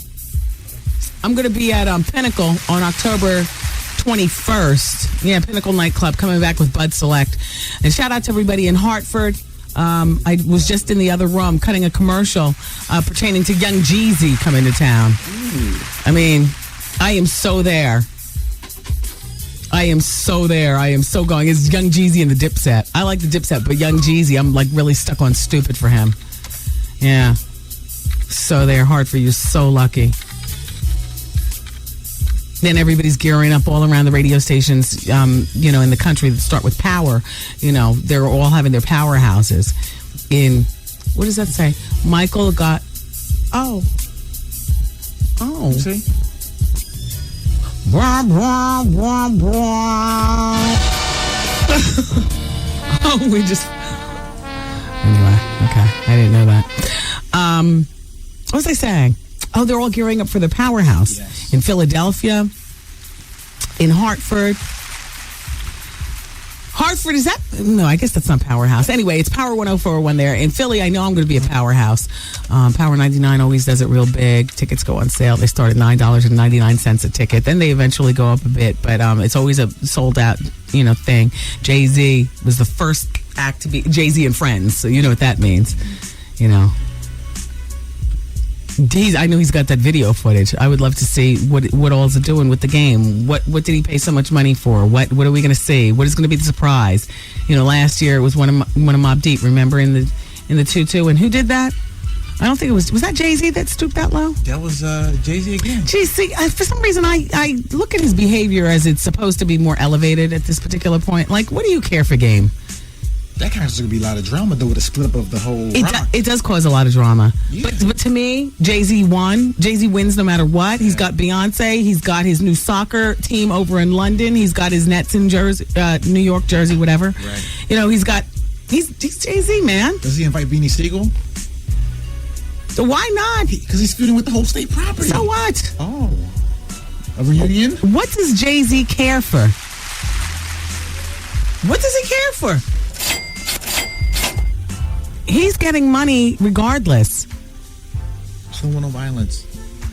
Yeah, no, you know what? Nobody wants any violence, but maybe, cooler heads will prevail. You never know unless you invite everybody in. Trauma them up a bit. That's the sedative. Right. Trauma them up a bit. You know how the trauma takes the fight out of you. Yeah. I mean, depending on the strain, I guess. Mm-hmm. Yeah. I never met any trauma that made me want to fight, though. Yeah. Give me something to eat and a soft pillow and a blanket and leave me right here at the corner. I'm good. I'm just playing. Let's go to the telephone and see what people are talking about. Hello. Hi, it's Wendy. Hi, can I speak to Wendy? Yeah, you're on the radio. Hey, Wendy, how you doing? I'm doing fine.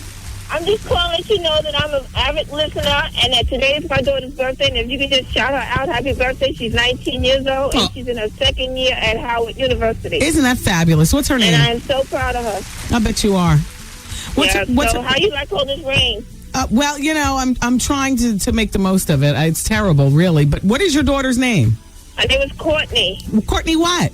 Courtney Geoffroy. Okay. Now, what is her major? She's communications. Good. Now, what does she want to be? What does she aspire? She wants to work with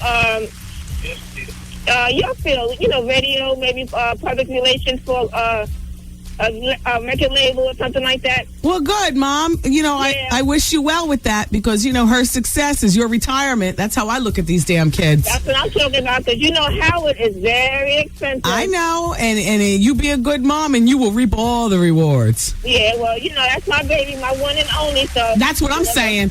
All right, take care. Bye-bye. Thank you. Bye-bye. I swear, that's how I look at my scooter. My parents, oddly enough, don't have the same thing in them. They don't stand around with their hands out and stuff like that. But they know when something, pops off, it's going to be something good. But me with my son, and I have no idea where I got this kind of mentality, but, I'm working so that he eventually can be just, treat your mom. Put your mom up in something nice. Buy your mom a nice car. All these sacrifices I made for you. That's what they're damn kids. You damn kids. I'm good to you when you're young, so you can be good to me when I'm old, financially and otherwise. Especially when you only have one. Like Courtney's an only child there at Howard. She better do well and take care of her mom and dad afterwards. Insurance. Exactly. Here comes Nicole. She's got her hood on like she's about to go out in the monsoon. Where are you going? I love your what do you call the check pattern? Your Burberry wellies. Burberry. Yeah. So where are you going? Get a salad. Wow. Yes. You're sticking to it. I am. Do you see a difference? Yes. Oh, yes. Turn around again. Yeah. Well, your jeans are looser. Yes. Oh, wow. Look at your Joe jeans. Yeah, it's like it's lifting. A lot of things are going on. Yeah. A lot of things are going on. Then you add with all the layers. Yeah, exactly. You're defeating the purpose. No, but this way when I unleash, it's like, oh. Oh, yes. Unleash. There's my assistant extraordinaire. There she goes. Thank you. Looking fabulous in the rain. See you when you get back. Exactly. Speaking of fashion, I want to give a shout out to your boots.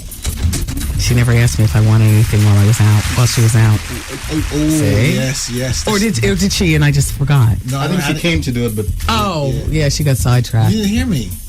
I said shout out to your boots. Oh, my boots? Your boots is hitting. Thank you. Yes, they're nice. I'm featuring them tonight for the Comedy Club. I'm wearing rain boots, but they are 4-inch stiletto. They are rubber, but they are sexy and 4 inches, and they are all rubber. And I'm wearing them with a 16-inch skirt special and a tight T-shirt. Yeah, because I got to go out amongst the people today. Most of all, because it was just. It's been sweatpants for 5 days. How long are we going to go on like this? All week. Well, exactly. So you might as well put a smile on your face and learn to make lemons out of this here lemonade. Can't take it. So, Ike is confessing that he hit Tina. And so we can talk about that. We saw the movie. Plus, I did want to talk with you good people about the Million More March. Now, you know what happens in Washington this weekend. I want to know where you're at with that. And I'm going to be opening up the phone lines in a very few moments. And I really want to know, honestly, are you going? Are you making the trek? Are they full of crap? What is your position? So keep it where you got it. Wendy, man. Now, my question is about the Kegel. Why is it every time I try to do them, I have an orgasm? Is that normal? I don't know, but it must be pleasurable. The Wendy Williams Experience. On 107.5 WBLS. Today's R&B and Classic Soul. Hey, everybody. It's the Wendy Williams Experience till 7 o'clock. It's my pleasure to be here with you all today. Somewhere between pulling out of the garage and actually, pulling into the radio station, I said, you know what, damn it, I'm not going to let today and the weather get me down. And I don't care if it rains tomorrow and it rains on Friday. I'm going to have energy up. And, I'm the chosen one, since this is where you listen in the afternoon. I'm the chosen one to make you laugh and forget about all that's going on out there. And to those of you whose houses are flooded and, you're getting water damage, there's nothing I can do about that except for make you smile about something else and remind you it could be worse. Definitely it could be.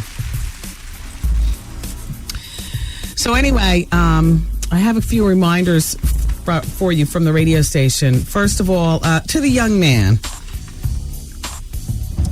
The young man who is teetering on a homosexual relationship to further him in over at J Records. He is 17 years old. If you weren't here 2 hours ago or the other day, then when he first called, then this one's not for you. But here's a response. Wendy, why are you telling this young individual to bend over and to reach his goals? You're rude in doing this. It's like telling a woman to sleep with her boss to reach her goals. This is not good advice. Well, and Art, you're a faggot. That's what this person said. Thank you. You weren't listening correctly. I wasn't telling him to bend over and touch his toes. I was telling him to not accept substandard. I was telling him to do what was going to make him happy, basically. Yeah. Do what he can sleep with, what he can live with, and so on and so forth. I told him to stay in school, quite frankly, and he's not ready to tackle this business. There's a lot that he needs to learn and he needs to understand, and this will not be the first, nor will it be the last time he's asked to bend over, for a situation that another man tells him that his behind is cute or puts the hand on the leg. But he's got to do what's right for him. He said he's not homosexual. He said this is not what he wants to do. Then why is he still boxing and working out and hanging out with this very same person who's making these moves on him? Now, I know why he's doing it. It's because he's 17 and he's teetering on the edge. He's just calling me to tell me to push him one way or the other. I'm not going to do that. That's like, should I get an abortion or not? I'm not going to tell you to get an abortion. Or not. You make that decision. I'm pro-choice. You make that decision, though. That's up to that young man. And you might have thought Art was way off the mark, but because Art, you did tell him to do his thing. Yeah, I think he is anyway. He went to the gym and stuff, taking them too much time with his man. Well, at 17, he's just confused and he's excited by it all. Remember, he's a 4.0 in school, but he really has a lot to learn in life. Right. And you might laugh at Art's delivery, but Art's message was absolutely on target. Right, Goose? Mm-hmm. Art's message was on target, which is bend over and touch your toes, and he'll show you where the wild goose goes. Ow. And you two will have a corner office with a view. Yeah, baby. What was strange, Goose? Yeah. What was strange is that he got his backbone for you and not for whoever was molesting him. Yeah, he had it against you and not against the dude. Yeah. He started getting very, very brash, very, very fresh. He's just mad because we found out that the man's name starts with an L. Yeah. And the last name starts with a Jay. Ooh, easy.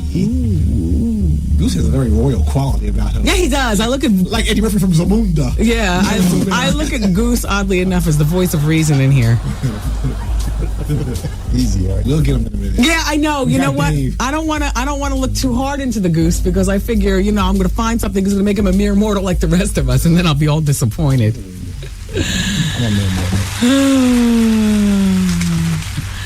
All right, let's go to the telephone, see what people are saying. I want to know more about this Million More March, too. We're going to talk. Yes, hi. How you doing? Hi. I got to say that the kid calling, it's just tragic. Yeah. It's really, really tragic. And now he's all upset about it. How you doing, Wendy? I'm doing well. How are you? Okay, listen, I got to give you an apology. Oh. You and I spoke last Monday about Desperate Housewives. I was adamant it was a white man. Yes. And I was adamantly wrong. I am ready for my apology. And the minute I thought, I said, damn. I said, I owe Wendy an apology. Oh, okay. Well, let's do this the right way. Cut off all the music. Wendy, I want to go ahead and officially apologize to you. I stepped on your skills. Apparently, TiVo has failed me. And I just want to go ahead and say I'm a huge fan of your show. I listen to you every day at work. You have me cracking up with the whole art, with the Brina Loops to Clive Davis's office. Y'all just crazy. Now y'all are just crazy. Now who's your daddy? How you doing? Say it. Who's your daddy? Say it. Wendy? Say it. Wendy? Say it like you mean it. Wendy. Who's your daddy? Wendy. Who's your daddy? Who's your daddy? You are Wendy. I enjoy listening to you every day. I'm here in Atlanta, and you make my 2 to 5 fly by. Oh, good. I'm glad that you listen. Let me ask you a question. Go ahead. Do you check? Because I'm always like faxing you or emailing you, like if anything's popping off in Atlanta, I always send it to Artie's email. Yeah, no, Art has a problem. He's got a whole secretive life that none of us really know about, and apparently he doesn't check his emails. A lot of people ask me, does Art check his emails? Okay, so like, how can I email something to you? So I've been sending you some good stuff. Like yesterday, I was sending you some pictures I had gotten from a friend of mine with a blog with Tracy Bingham and her You're in the Hood Now baby lips. Oh no, she got him too? Yeah. And I had sent them to you, and I like her. I sent them to Artie's email. So all right, well, you know what, maybe if Art can check. You know what we need a show email. You really do. That's what we need. So you can come in and check it and go through and see what you want to look at and what you don't want to look at. Okay, let me hang up with you. I have to have a conference with Art. All right. Okay, bye-bye. Bye. Art, can I get an email address on my website? Oh, yeah.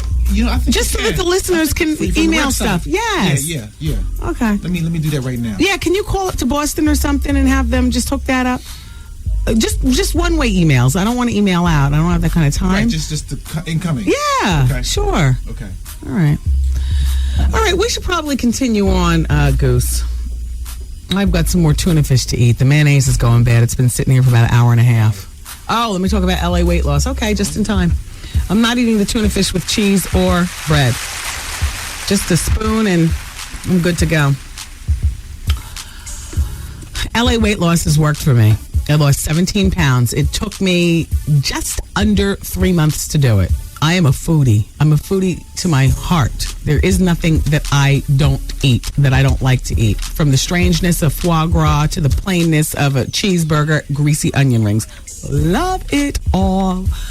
I love food, but I can tell you, LA weight loss works. Never realized that I was depriving myself of some of my favorites because there's a way to disguise it. Right down to my LA weight loss shakes with low-fat powder. And by the way, this is not something that they made up. This is something that I made up in keeping with the weight loss. You know, the funny thing is, you'd be surprised how crafty you can be if you really want to stick with something and you really want to do the damn thing. Like my thing is I like to take a whole bunch of ice and a little skim milk and some low-fat, chocolate powder from the grocery store. Throw it in the blender with a scoop of yogurt, vanilla yogurt. And I'll be sipping. Oh, and I sweeten it with Splenda. Just a sipping and swearing it's a chocolate cake from the cheesecake or a chocolate shake from the Cheesecake Factory. Oh, those are to die for. Oh, by the way, Cheesecake Factory is on the agenda for LA weight loss. Not everything on the damn menu, but it's on the agenda. So is Red Lobster. So is Mickey D's. So are a plethora of dining experiences outside of the home. When you meet with your LA weight loss counselors, she will or he will guide you through this weight loss program. And I'll tell you what, it makes a world of difference when you have somebody who's either walked in your shoes or knows exactly what you're going through, because they've worked at LA Weight Loss. They are sympathetic and compassionate to people in your situation, which is that you want to lose weight. What is it, 25 pounds or 100 pounds? Which is it? LA Weight Loss can accommodate you.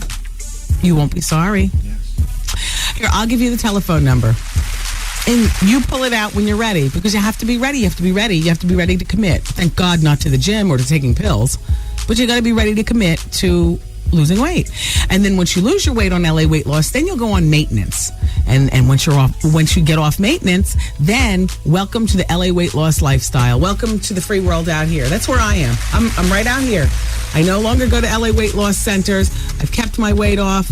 I never go hungry. I know exactly what I'm doing and where I'm going. I'll tell you one place I'm not going. I'm never going back. Never going back. I'm not gaining the 17 pounds, and I don't care. I'm not. 1-800-448-TRIM. 1-800-448-TRIM. And then, don't be nervous. There are plenty of men enjoying the LA Weight Loss lifestyle. 1-800-448-TRIM.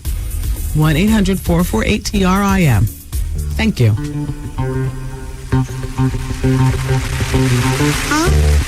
Is it time? It's time. It's not 5:15. Oh, it's not. Oh. It's not. No, there's Goose. He's crazy. He's crazy. You're not level-headed. You're not level-headed.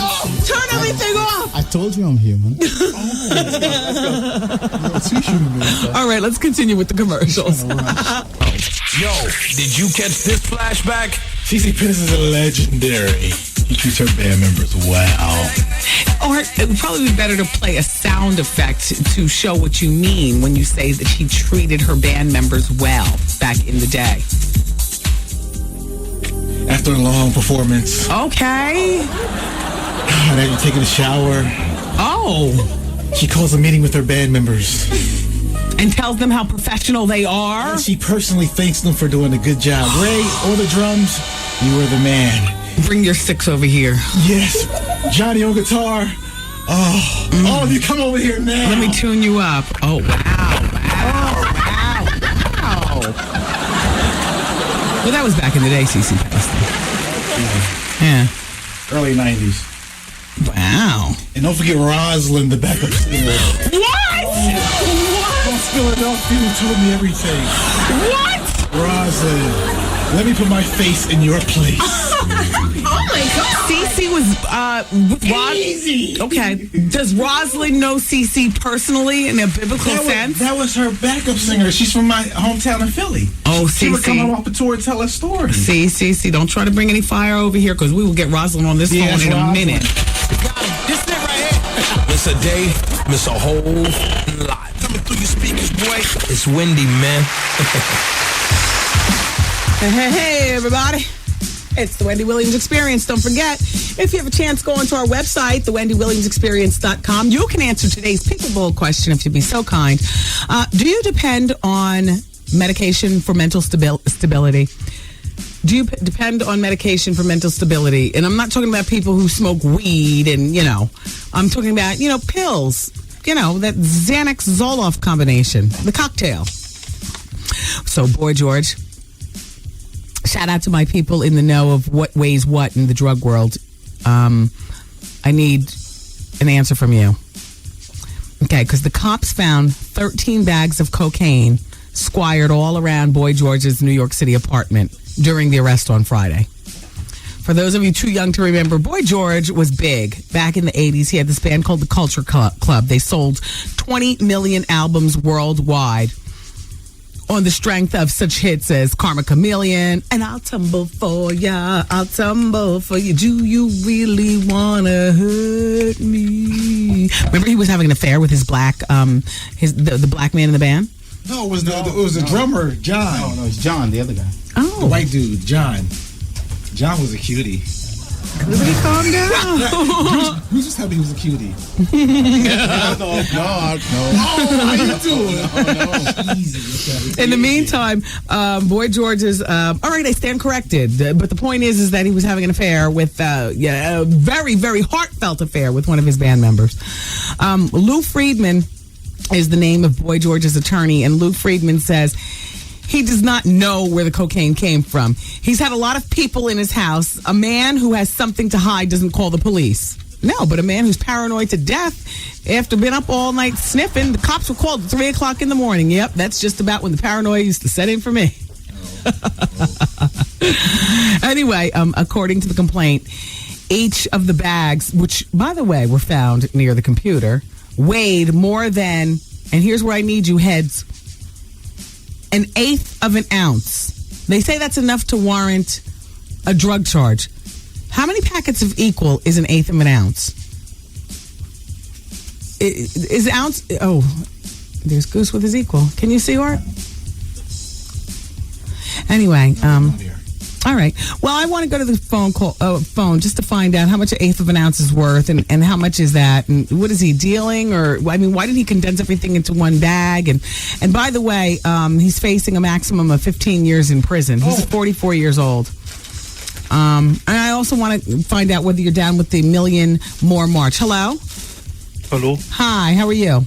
Hello, Wendy. My name is Alfredo. I'm calling from Soundview in the Bronx. Hi, Alfredo. Nice to have you here. Hello. I want to ask you about the Freddie Prinze show that's coming on tonight. Yeah, I don't know too much about it. I haven't really followed it much. And I'm going to tell you, I talked about it here on the show, but I didn't follow. What's the name of it? It's Freddie Prinze. It's everybody. called Freddie. Oh, yeah, he's got a sitcom. And, no, I don't know that much about it. Plus, I'll be at the Laugh Factory tonight. Wednesdays is not... Yeah, it's not my TV night. Would you watch it, though, and then let me know what you think tomorrow? Yeah, that and George Lopez coming on tonight. Oh, tonight is your night, Fredo. Yeah, my wife wants to say hello to you. Put her on the phone. By the Wendy, oh my God, it's Courtney Miller. How are you? Wendy, dude, how have you been? How you doing? Oh my God, wait, it's been like 3 months since we last talked, or what? Be somebody else. Who else do you trick me with? Go. Hey, Miss Honest. Oh my God, Wendy, I totally love you, and I'm so glad you have a sense of humor. You are so stupid. What made you decide to come out of the closet to me? Oh my God, because I love having fun with you. I love being like different characters. I love some when of the callers are, I mean, no disrespect, but some of you that call in are like really boring. Yes! Like, they're like, I'm so excited to talk to you. Hey, Courtney. Your Fredo character was very dark, and the accent was very believable. Yeah. Anyway, I'll let you get back to the show, okay? How do you talk normally? This is the way I talk normally. I love you. Yeah, this is the way I talk normally. Hey, how old are you about? I'm trying to figure. 22. And I'll be 23 in December. Okay, are you a student? I'm a student. Black, white, Asian, what? I'm black. Look at you. Yeah. Are you gay? Gay. Obviously. Yeah. Do you have a lover?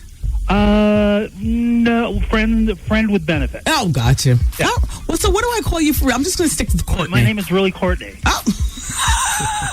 I'm going to stick with Courtney. I love you, Courtney. Okay. Thank you. Bye-bye. Okay, love all of you guys. Bye. Bye. Bye. Oh, the jig is up. Hello. Hi, it's Wendy. Hello, Wendy. How you doing? Hi. So, are you calling about the cocaine or the Million More March? No, I'm not calling about no cocaine. Okay, sorry. Hold on. What's good? What's going on? Well, I was asking people whether you're down with the Million More March this coming weekend in Washington, D.C. Farrakhan and various dignitaries from the black community are bringing people together again. And this time it's about the women, and it's about the entire family structure, and it's about going to learn. And I would say that the whole weekend is about $2,000. All right. Yeah. I mean, by the time you stay in a hotel and whatnot, I just want to know, are you going? Are you down with that? Or are you calling about something else? Hello? Hey, lower the volume on your radio. Oh, okay. Hello?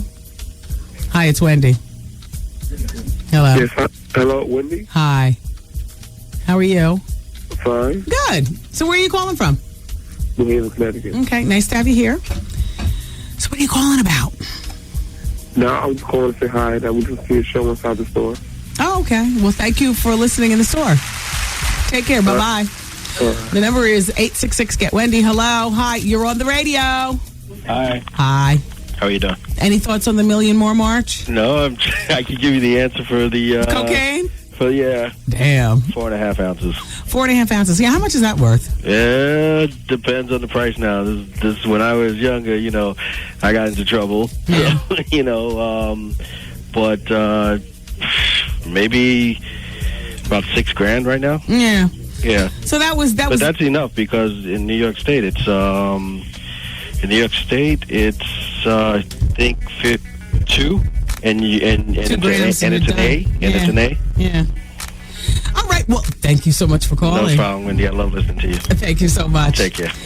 Oh, yes. All right, everybody. We got one more hour in the show left to go. Stephen Cucciacaro is doing much better. We'll talk next hour. Be here.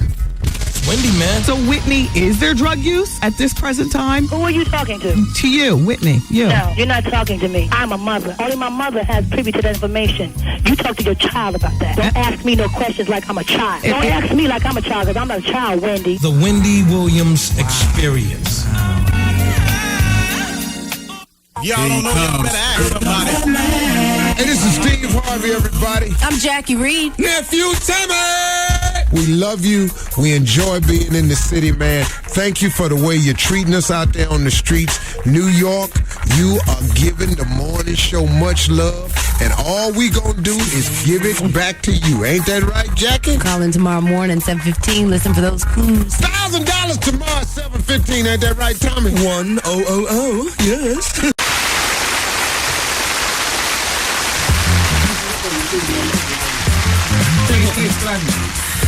Okay, everybody.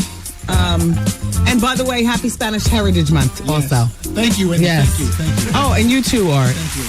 And you too. What's his name, Art? I like him. Oh, that's Juan. Juan. He minds his own business and seems to be learning a whole lot here for his internship. Yeah. Juan interns here at the flagship station, WBLS, but he interns in the production department with Anthony. And He's also a bouncer, too, at club. Is he a bouncer? Yes, I think Exit somewhere. He's a bouncer, yeah. Is he actually a student? Yeah. I like him. Yeah. If he ever wants to switch departments and figure out what all goes on or, Yeah.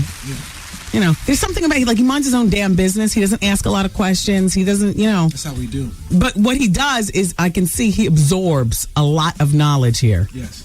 Yeah. That's his name, Juan, or did you just make that up? Jason, really, but I call him Juan. Oh, Chico. You know I do, though. Is he really Dominican? Yeah, we're both Dominican, yeah. All half Dominican and black, but he's all Dominican. Mm-hmm. This month, you're half Dominican and black. Yeah. Okay, enough of those shenanigans. I've got a telephone number attached to the following facts, and I'll be executing a phone call tomorrow. And the woman in question, Lisa, you don't have to worry about me twisting anything around, And shout out to everybody listening to us in Shreveport, Louisiana. I do appreciate you listening. Oftentimes the show just gets done here, and you might think that you're not top of mind and whatnot, but, we do this show for everybody.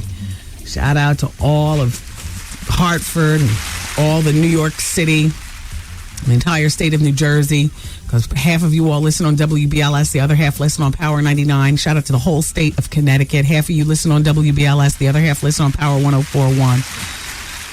Special shout out to everybody in South Carolina. Thank you for listening. Folk on the internet. Yep, people on the internet. Shout out to everybody in Los Angeles, KKBT. But in Shreveport, they listen to us on The Beat. Oh, by the way, and shout out to everybody in Alexandria, too, there in Louisiana. And shout out to the dearly departed great radio station in Louisiana, where we used to be heard before, Hurricane Katrina. Q93 used to be number one for hip-hop and R&B. The radio station will be rebuilt and will resume operation once it is. But in The Beat, we are heard on Shreveport, Louisiana. And this particular fax is pertaining to a woman in Shreveport who is claiming to have a baby by a rapper. Mogul. Now I'm just gonna read. Let me put my notes away. Can you put the popcorn away? Well, the story, like the movies. Oh, okay, I understand. Okay, dear Wendy, can you handle the truth, or do you just want to promote the rich? Sidebar: is that what I do? Sometimes. I do not. We talk about everybody. You talk about your own. Talk about my own what? Rich people. Oh, like Mariah Carey and Jennifer Lopez and stuff? Yeah. We were just talking about Boy George. He's still rich. But he's a drug addict. Oh, most of them are. Most rich people are drug addicts. I just want you to know that while you sit up and brag on rapper Mogul and his girlfriend, see, this is naming names. Yeah. They're both trifling, low-down bitches. Rapper Mogul raped a woman in Shreveport, Louisiana. She has a child from him. Then he tried to slander this lady's name by stating she was crazy. This lady has been trying to get at him to get him arrested in New York on kidnapping charges because he now has the child. The woman who was raped's name is Lisa. That might be a fake name, but Lisa was raped before his relationship began with his hot and heavy girlfriend. But the girlfriend knows about the child. The woman's name is Lisa. Rapper Mogul don't want to give up the child because he would have to pay child support. Lisa wants $50,000 a month. Sidebar, he can afford it. Yes. Plus, and I can't read what the plus is, it's kind of finagled. Anyway, a letter was sent to Governor Pataki, governor of New York State.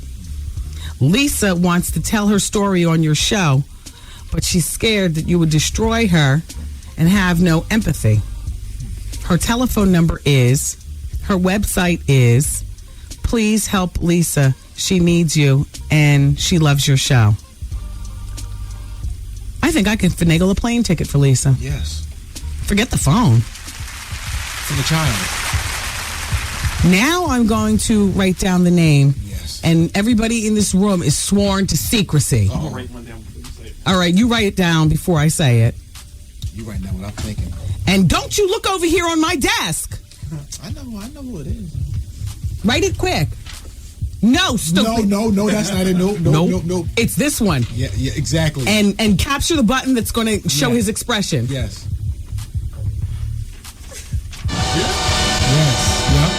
Yup. Yeah.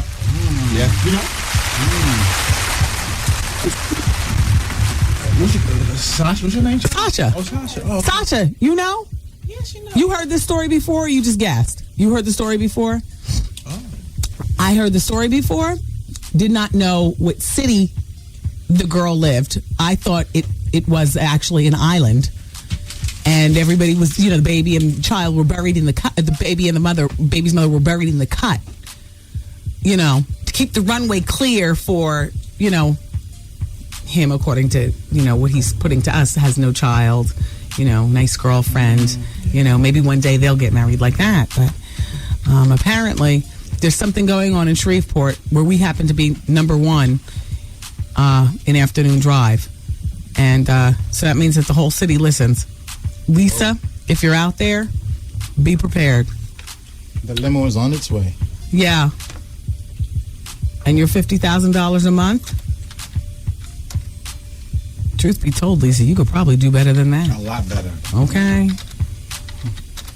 Because remember, he'll want you to sign things like no book and all this other kind of stuff. You're not going to get the Kim Porter easy route because, Kim Porter's got a whole nother situation. She's got acknowledgement, first and foremost, of Puffy and like that. He's going to want to bury you, keep you in the cut. And so therefore, he's probably good for $75 a month. Mm-hmm. Right? Oh, yeah. Easily. And a very healthy trust fund. Yes. Right? Positive, yeah. All right, we're on the story. We're on it. Please don't call trying to guess all what's doing, everybody. Don't spoil it. Yeah, don't spoil it. In the meantime, there's this new thing. I just think it's the stupidest thing, but they're blowing it up, so I feel like I'd be stupid if I didn't say something. All right, so there's no more metrosexual, because that was sidebar for gay. They call it Ubersexual now. And an Ubersexual man embraces the positive aspects of his masculinity. While not giving into necessarily the stereotypical names that guys get that give them a bad name. An Uberman does not disrespect women, is not emotionally empty, and an Uberman is not completely ignorant of any cultural aspects of manhood outside of sports, burgers and beer and athletic shoes. There are 10 names that have been listed, according to Hollywood, that are Ubermen. And one of the names happens to be friend to the show, Barack Obama. He's an Uberman. Pierce Brosnan, Guy Ritchie, Jon Stewart, Bill Clinton, Bono, George Clooney, Arnold Schwarzenegger. Are you an Uberman? So Ike Turner was portrayed as, the beatdown king in What's Love Got to Do with It? And now for the first time, he's finally admitting that he used to beat the crap out of Tina. He's 73. And here's his quote. "I've slapped Tina. There have been times when I punched her without thinking. But I never beat her."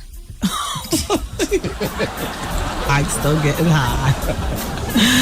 Oh, damn. Ike says that he was shown as a completely cruel and heartless husband in 1993. I'm all distracted by Lisa. Me too. And the rapper. Yeah, let's go home. And the baby. Yeah, I'm all distracted. I got to tell you something. My body is physically here, but my mind is in Shreveport. Hell, we have a radio station there. Maybe we can fly down there and get to the bottom of it and still do the radio show. There you go. She might not want to fly. Although, if her child is here in New York City, maybe we need to have her fly here. We need to get her in touch with an investigator and some people from Children's Services. We have the resources. Yeah. And finally, the radio station has freed up some money to fly, people in. They said at the end of the year, if we haven't used all the flying money, I can, go shopping with it. Yeah. But this is worth it. Very worth it. Yeah. You think the empire can crumble? Yeah, shut up! Goose, I asked you not to say a lie. No damn empire. Easy. Shut up! Man. Empire can crumble. Shut up! Too much information. Okay, so Stephen Cucciaro, I like Kojo. And Kojo's mom, Amelia, donated a kidney. So he had his second kidney transplant. Stephen Cucciaro, he's the style maven from Entertainment Tonight and whatnot. He had his operation in Los Angeles at Cedars-Sinai on October 11th, and now he's recovering. Thank goodness. This has been his second one. His first kidney transplant was rejecting from his body and was just feeling awful. But here's his quote. "I'm immensely grateful for the precious gift my mother has given me. She is my hero today and every day. Thank you to all for your prayers and your good wishes. It gave me strength to persevere and warmed my heart." Go Kojo. His mom, by the way, is resting comfortably also, and they're both just fine. He elected to have his first kidney transplant after he learned that he had a genetic disease, polycystic kidney disease is what it's called. It's one of the most common diseases regarding your kidneys that you can get through, heredity. And so I guess his mom felt as though, I'm part of the bloodline that gave it to you. I'm sure that's not what she thought, but, maybe he got it from his father's side of the family or something. Whatever it is, he's fine. It affects 600,000 people and an estimated 12.5 people worldwide, regardless of sex, age, race, ethnicity. And people who inherit PKD, they say, often don't notice anything unusual until they're 30 or 40 years old.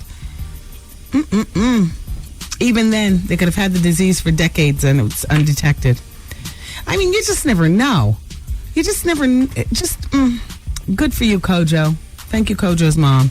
You saved another brilliant entertainer. I do like him a lot. Diana Ross is going to be performing in South Africa next month.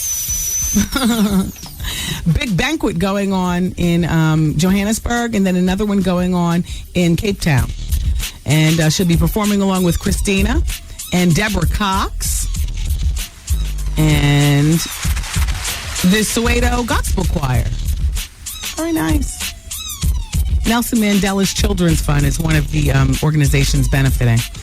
All right, I'm so distracted by Lisa. Keep it here. Wendy, man. I drove yesterday to get your book. That book is fire! Yes, honey, you did it again, honey. You did it again. The Wendy Williams Experience.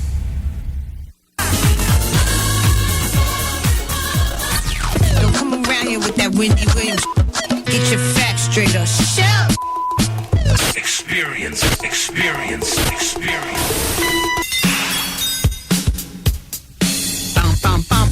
Come on.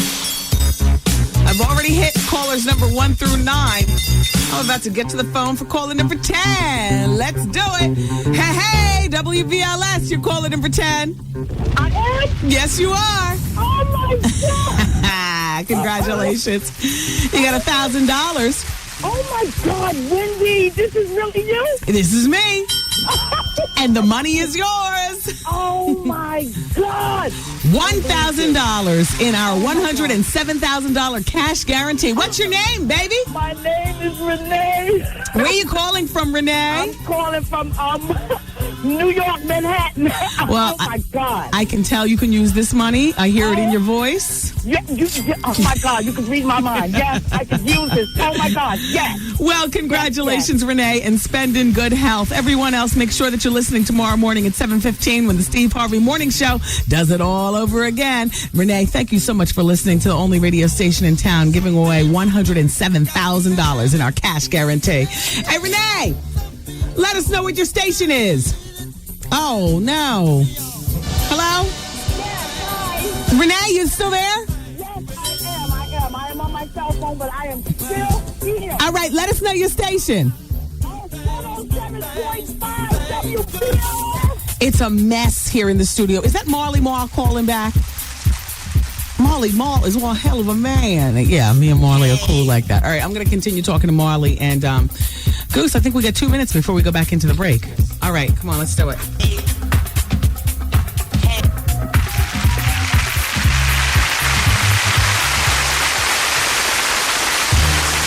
Shout out to Keisha and Lil working at Supply Plus Inc. Thanks for turning us on. I'm trying. They said thanks for keeping us smiling all day. You all, I couldn't wait until tomorrow to speak to this woman named Lisa in Shreveport, and so I called her behind the scenes while you guys were listening to commercials and the same music over and over again. And, I think Lisa is a can short of a six-pack, and I'm not going to bore you with the telephone call. I mean, and I have witnesses in the room. Goose, what did you think? She certainly didn't sound too together. Hollywood, what did you think? She sounded a little nuts.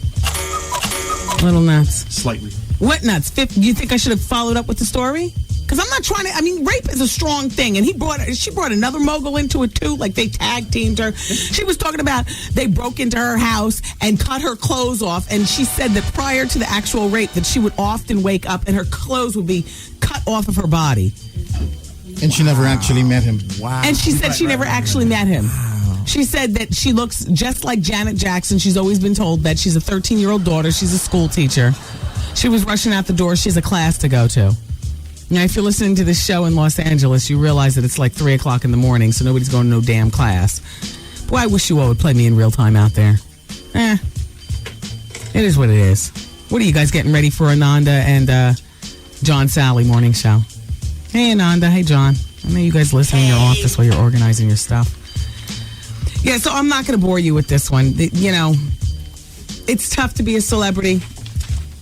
I've seen these kind of stories come and go, you know, in terms of celebrities and people who accuse them of various things. And you know, a story like this, please, I had my nasty black chops all around it. Couldn't wait to close the microphone in our last break. I ran over the 4-inch heels. I'm running and teetering, looking ridiculous. Get out my way, I need a phone. Get out my way, I need a phone. What's the long distance code? Yeah, you need a code here. You know, the splaboos aren't going to let just anybody come up here making LD calls on their dime. But, you know, there I was just dialing. Sasha, how did she sound to you? Nobody hears you. Sasha's one of our interns. She wears braces. She seems half crazy and half believable because you never can pass anything over anybody, you know? You're right. But the half that seems crazy is the half that let me say. Like 90%. She seemed 90% crazy? Well, that's not half. Okay, 90% crazy and 10% normal? Sit down. Braces. How old is she? 12? I swear the braces are throwing me off. She doesn't look like a college student. She wanted to go to the Laugh Factory last week. I said, hell no. People don't want to party with an 15-year-old. Put that where? Right there.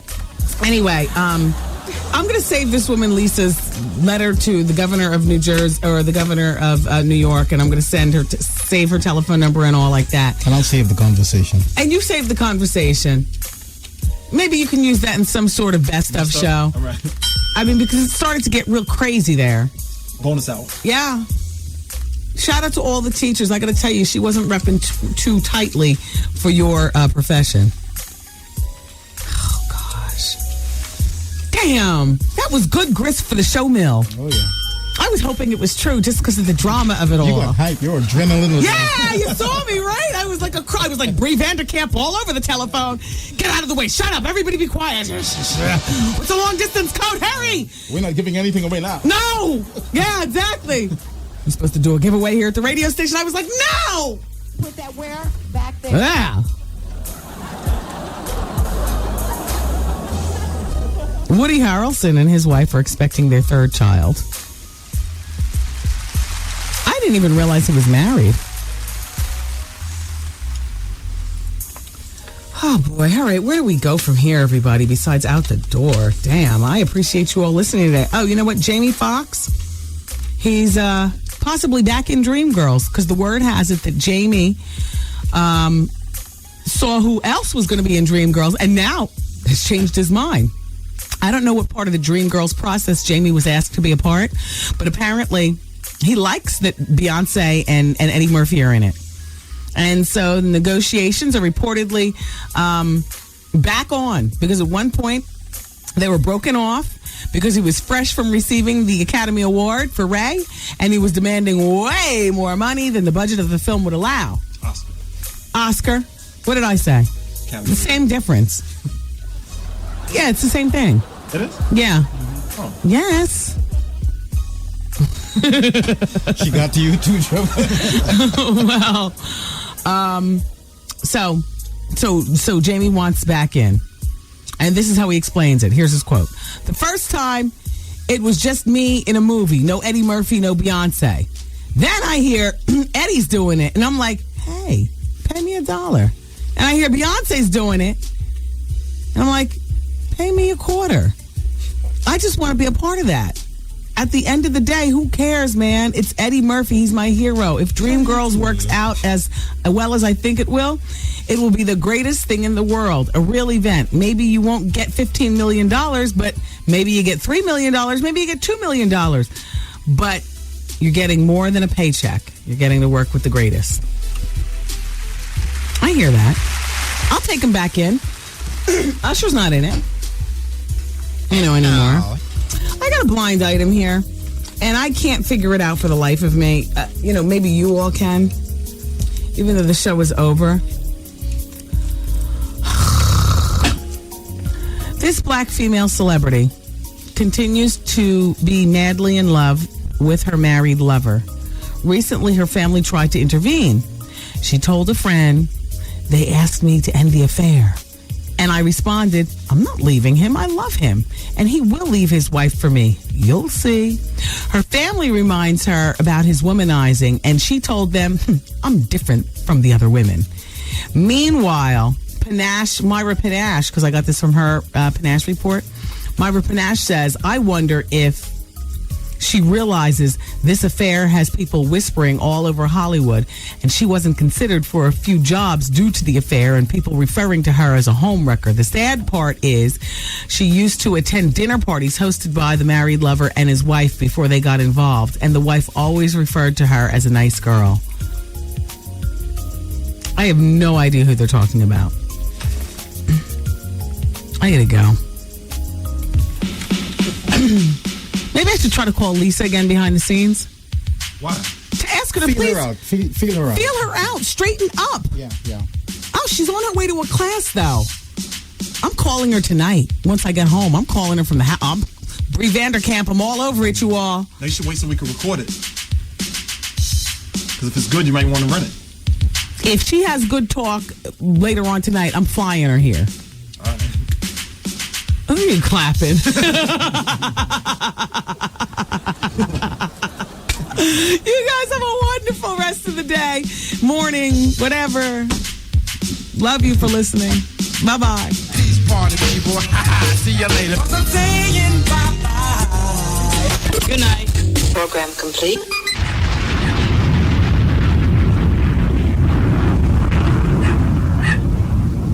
Hey. Okay, those guys are gone. Now listen. Everybody in the studio, including you, Sasha, do you ever recall me mentioning any celebrity names on the telephone? With her? Yes. Yes. No. Okay, good. No, sit down, Sasha. See? Goose? Yes. Okay. I need you to clean that phone call up. Okay. And then we're going to do it by vote. Do people want to hear it or not? And I'll play it during the bonus hour, but only by vote. Only by vote. How long was that phone call? Because I don't want to waste too much time. 11:53. All right. Do you have 11 minutes to listen to a woman who could possibly be telling the truth? But the other part, do you want to judge for yourself? You do, don't you? Of course. That's why you're my people. I love you. Okay. We'll do it by majority rules. And the bonus hour starts in 9 minutes, and I'm going to go to the telephone. I mean, we'll talk about other stuff, but I'm going to go to the phones, and in with your phone conversations, the majority rules. Do we listen to the call or don't? Did Art leave, by the way? No, he's here. Is his bag over there? Yep. Okay, good. All right, majority. Oh, my Lord, am I ready for this day?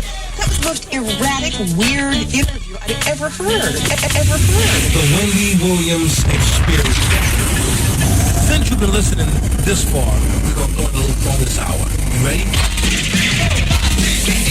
How long is this bonus hour gonna last? I'm getting addicted. No, let me tell you, I love this extra hour. Everything is organic here on the bonus hour. Yeah, baby. Hey, yo, check this out. It's Wendy, man. Here it is. It's the bonus hour on the Wendy Williams Experience. 107.5 WBLS, New York. Yeah. Hey now. Hey.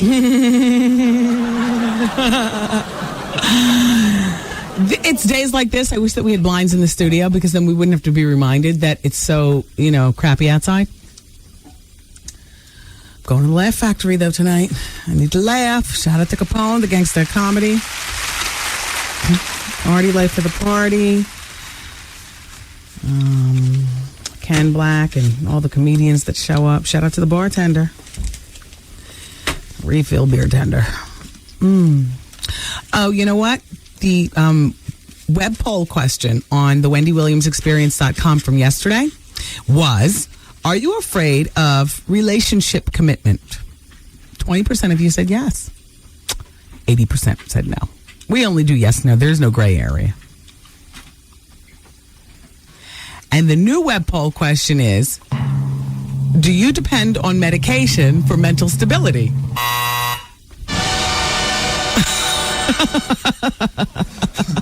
And I don't mean weed. You know what I'm talking about.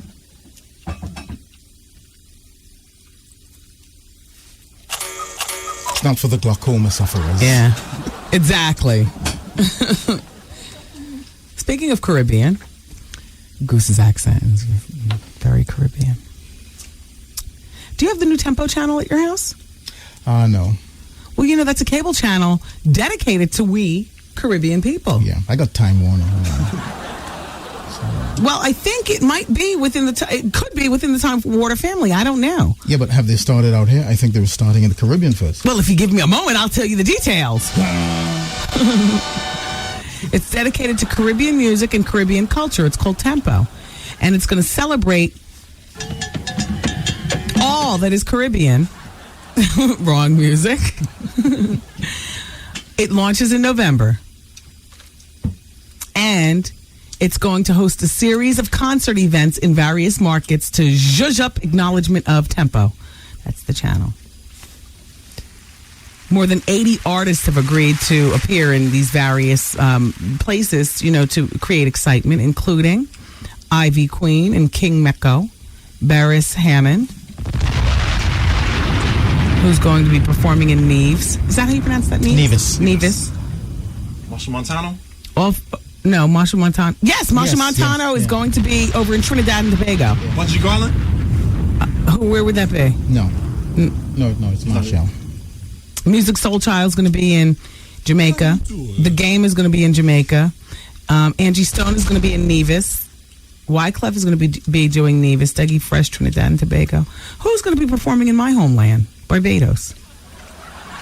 Rihanna, Rupi. Rihanna, Rupi, yeah. Yeah, and Allison Hines.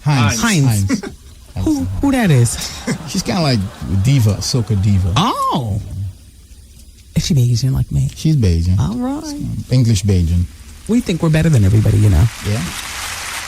Not only do we Caribbean people think that we're better than Black Americans, but we Bayesians think we're better than all Caribbeans. Like, we are the king and queen of Caribbeans.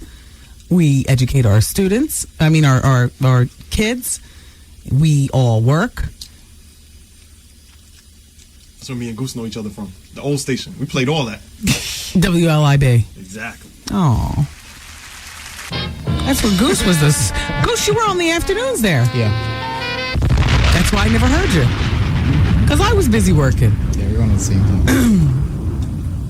And they'd come and steal our music and give it to you. Oh, so you would. So they would. Because sometimes we would have remixes. Sometimes we would have people come up and we would need the music of the people. Mm-hmm. It was Goose in the Cut. Yeah. Oh. All the hip hop stuff. That's what your show was called, Goose in the Cut? No. No, I just said that. Oh. Let's go to the telephone. I've got Lisa on my mind. I'm driven to distraction. Hello? Hello? Hi, it's Wendy. How are you? What's good? Well, you know. So what brings you by? Just checking on you, seeing what was good out there. Yeah, you know. Coming out to the Comedy Factory, or what is it, the Laugh Factory? Yeah. Yeah, I figured I'd swing out there tonight and see what's popping. Where are you calling from? What's that? Where are you calling from? Queens. Well, it's nice to have you here. Yeah, you know what? The doors open up at 8 o'clock, and the comedy starts like 9:15. You know, give or take 15 minutes. And yeah. Can I get some stage time? You know what I'm saying? I'm an entertainer. Put that where? Wait. What do? You rap? No, I'm a dancer. I'm an exotic dancer. An exotic dancer. Yeah. Who does comedy? Well, the thing is that it's the comedy club. But stranger things have happened. I do have to tell you, stranger things have happened there. I mean, maybe like, you know, you got somebody like telling the jokes and I'm in the back, you know what I'm saying, like making a little changes. Well, chances are Capone, the gangsta of comedy, he hosts, you know, the comedians as they come on. Capone is probably listening to the show and will probably be looking for you there tonight. And what up, Capone? You know what I mean? Yeah, he will probably call you out. And then there are probably a lot of women listening right now who will be there as well. And then they will start clapping and trying to get you, you know, to get up on stage. And I see that you don't need much encouragement. So just make sure I'm ready to throw down at the drop of a dime. You know what I'm saying? This is my livelihood. I'm trying to take it to the top. I mean, well, where is the top of male exotic dancing? Where is that? I mean, where do you go with that? you know what I'm saying? I'm like trying to get me like a sugar mama or something, like someone like 70 plus. You know what I'm saying? Just want, you know what I'm saying, to sexy black thug, you know what I'm saying? Yeah. And I mean, that's when you like achieve your pinnacle. Once you get the sugar mama. Yeah, you know what I mean? And then you good. And then you can start, you know, like get more than one. You know what I'm saying? Like monopolize. Boom. Yeah, because you can get with some of her I'm always thinking elevation. Yeah. You can get some of her old friends. You know what I'm saying? Get up the bingo walls, you know what I'm saying? I know the spot, Trevor, don't sleep. I'm kind of nifty with my craft. How old are you? 25.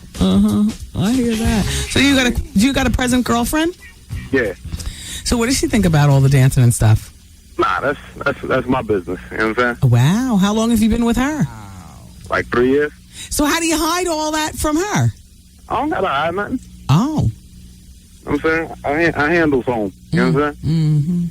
Home is always first. You know what I'm saying? Yeah. Do you have children? I mean, that's gonna elevate her too. You know what I'm saying? That's my road dog. Oh, okay. You know what I'm saying? Yeah. Are you gonna need some drinks before you jump up on stage and make it happen for yourself? Oh, I'm good. I'm good. Okay. You know what I'm saying? Yeah.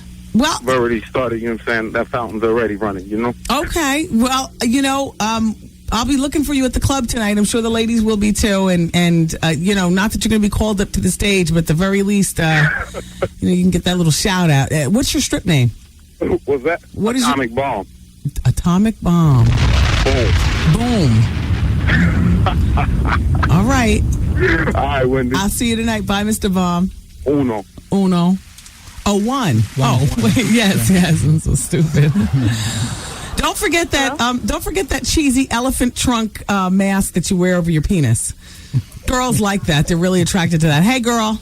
Hi, how you doing, Wendy? Good. How are you? Fine. Oh, I forgot to ask him, did he want to hear from Lisa? I'm going to assume yes, because he's up for whatever. Yeah, hi. How are you? Fine. Good. Are you enjoying this beautiful weather we're having? Ugh, please. Do you have is everything okay over at your house? Do you have any leaks or anything crazy going on? No, I just got to ask you a quick question. That show that you just announced, the new program, Tempo. Yes. Do you have a website that I could actually go on and find out the local channel listed in my area? Well, all I have is, it says Tempo, the new cable television network dedicated to Caribbean music and culture, will celebrate the channel's launch by hosting a series of concerts. And then it goes on to list who's going to be performing. I would say take the name Tempo and put a .com after it or .net or something and see what you get. TEMPO. And see what you get. Oh, okay. By the way, do you care about hearing from the girl from Louisiana with the baby by the rapper? No. Okay. Okay, so one says yes and one says no. I'm going to take the exotic man as one. Okay, let me write my list. That's one yes and one no. Okay, hello? Yeah, hello? Hi, it's Wendy. Oh, let me turn off the radio. Okay, yeah, thank you. Hey, Wendy, this is Casey. I called you a couple of weeks. I'm the minister. I don't know if you remember me. The minister. Refresh me. What? Oh, I'm the minister. I was telling you about, my friend was going to fax you some stuff. I was just telling you how you really encourage, when you, with the radio show, I'd like to listen to you a lot, and my mom being sick, you really bring laughter into my life. That's all I was really saying. I do remember. Oh, well, that's good. Cool. Yeah. I was just calling real quick to, one, about the lady. I wouldn't mind hearing about the lady. Okay, so you can't sit on the fence, so I'm going to mark that as a yes. Okay, and, two, I've been trying to call you since I'm a teacher as well. And I've been trying to call you ever since I left my school.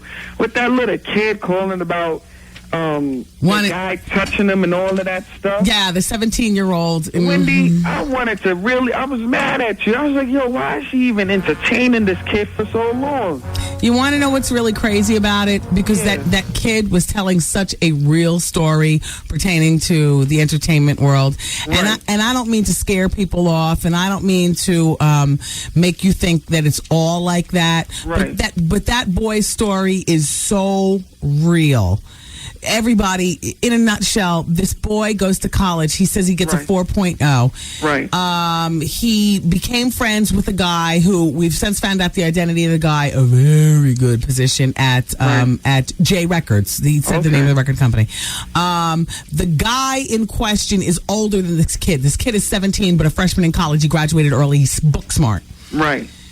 the guy in question at the record label, when he drives in the car with him, he puts his hand in his lap. He tells him that he's got a nice butt when they go to the gym, so on and so forth. Right. And basically asking him to please, let's have sex and you'll go places. Right. The boy says he's not gay. The boy says that this is not what he wants, but he continues to hang around. He told his parents the story. His parents, I remember, asked him, to ride it out and see where it goes. Not ride it out, literally. To see how far it can go. I'll tell you what, stories like this happen more than not, and as clowny as Art sounded in his response... Yeah, because I heard it and I thought it was funny. More people than you think have gotten ahead, not because they're born gay or because they are gay, but because they do those 1 or 5 solids. Just to get by. And man, oh man, the paychecks after that, it's not guaranteed, but boy... Well, this 17-year-old, I'll be honest. I mean, the story in the beginning was real. It was,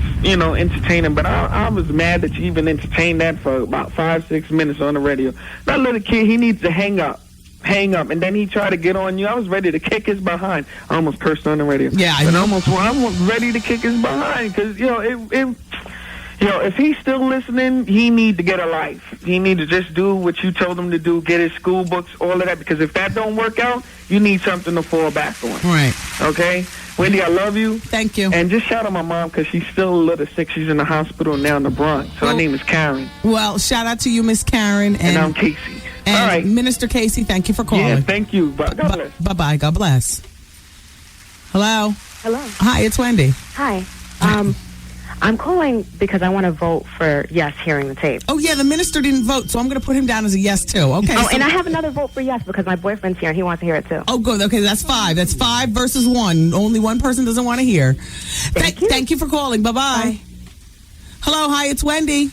Hi, can you tell me the name of that psychic that Wendy had on like 2 months ago, 3 months ago? Oh, yeah. His name... Tanahoy? Tanahoy. Tanahoy? Yeah, Tanahoy. And you can go to his website at tanahoy.com. He's fabulous. And this is Wendy, by the way. Oh, it is? How you doing? Pretty good. Good. Good to talk to you. I like your show. Thank you. Thank you for listening. Take care. Bye. Bye-bye. Yeah, Tanahoy is incredible. Hello? Hey, Wendy. Hey. This is Bandit. Oh, you know what? I forgot to ask him, does he want to hear? I'm going to put that down as a yes. Okay. Well, I'm saying yes. Okay, good. So that's 7 versus 1 no. Thank you, Bandit. You're welcome. I need to vent. Okay. Oh, go ahead. Oh, child, I went out today in all of this rain. Didn't somebody come by my house and stab my tires? Not 1, 2. Whoa. And I'm not doing nothing. I swear by my right hand to God. I ain't doing nobody's man. Ain't got no problem. Wow. No drama. No nothing. And this is the second time somebody's done it. So what I want to vent about is that whoever's doing it, man or woman, just know, I don't care. It does not matter. It's not that important and you ain't that big because my tires are already fixed. What? Good for you. Okay? Big girls do big things. We don't have time to play with little people and their little problems. Okay. Okay? Put that where? Back there. Okay? Feel it and let it go. Whatever your problem or your situation may be, whether it's my husband or my children or what have you, you can't get none of it. I got no prenup. Oh. I got 15 years.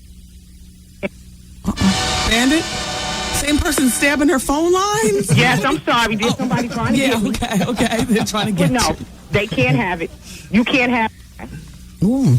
So, Wendy, I'll see you tonight and talk to you later. And yes. Fabulous, Bandit. Thank you for calling. I'll see you tonight, darling. Okay, bye-bye. Bye-bye. It's going to be me and Bandit and the dancer named Bomb. And Capone. Are you coming? The Laugh Factory. This was the last day that I was going to put on some sweatpants or just, throw something on and leave the house. Doggone it. I gussied up. I put a little skirt on. I've got rain galoshes on. They're nice ones, too. These are probably my favorite shoes, only because they're plastic and rubber. Yeah, but look, do you see their rain shoes? They're stiletto rain shoes. And they're so comfortable. I got my skirt from H&M and my T-shirt, too. And my danskin tights. Working it. Oh, Miss Wendy. And went to my son's school earlier today, just like this, and painted pumpkins. What? And sat Indian style on the floor with the kids. Yep. in a 16-inch skirt. Look at Kevin's mother. That's right, and what? Somebody got the warm line and voted yes. Oh, well, fabulous. No, you can vote any way you want. That warm line. Okay, so that's 8 for yes and 1 for no. I don't understand why people wouldn't want to hear it. Because we said she's crazy. See, people like the drama of, or you know what? That's what's going to make them want to hear even more. No. That you said that. No.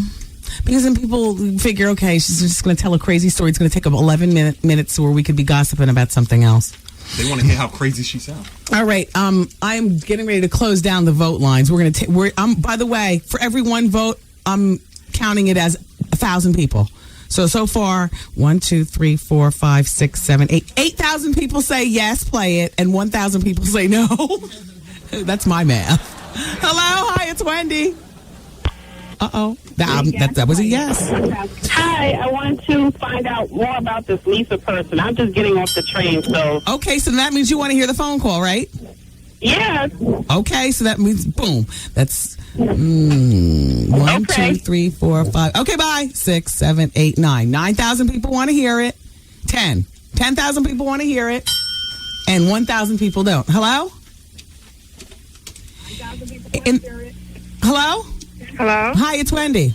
Hi, play it. I want to hear it. Okay, 11,000 people, say. Thanks. You're welcome. Hello, hi.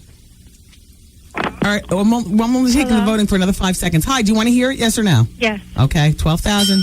Thanks. Hello, do you want to hear it, yes or no? Yes. Okay. Can I talk to Wendy, too? Oh, yeah, I'm right here. Hey. Hey. Oh, my God. Oh, God. I'm so seduced. I never used to be a fan, but now you're part of the BLS family. I love you from one Cancerian to another. Thank you. Thank you so much. And you look good on Good Day, New York. When are you going to do it again? I don't know. They have Deborah Norville all week. What? Deborah Norville. Jody hasn't been there all week, and Deborah Norville's been there. We like Deborah. Oh, Deborah Norville. You know what? I don't usually watch it, but I watch it when you're on, so I've been listening to hear when you're going to do it again. Yeah, well, I don't know. I mean, Jody's taking this week off, and Deborah Norville, and I don't know whether Inside Edition tapes in New York. Do you know whether they tape in New York or they tape in Los Angeles? Oh, I don't know. She said that they were here for a week, remember? Oh, they're here for a week. So that means she's going back to Los Angeles. Oh, no, I think she said that they're taping in New York now. They are? No, I don't know. Oh, the 8-second delay is messing me up. I got my radio. Oh, yeah. Oh, no, I'm sorry. Okay, wait. I'm sorry. But I love you, Wendy. Keep up the good work. And, yeah, I want to hear the tape. 12,000. Okay. Oh, thank you. Bye-bye. All right, I'm going to take 5 more calls, and each call is going to represent 1 million people. Hello? Hey, Wendy. Hi. Do you want to hear? Yes. Okay, that's 1,012,000. Thank you. Bye-bye.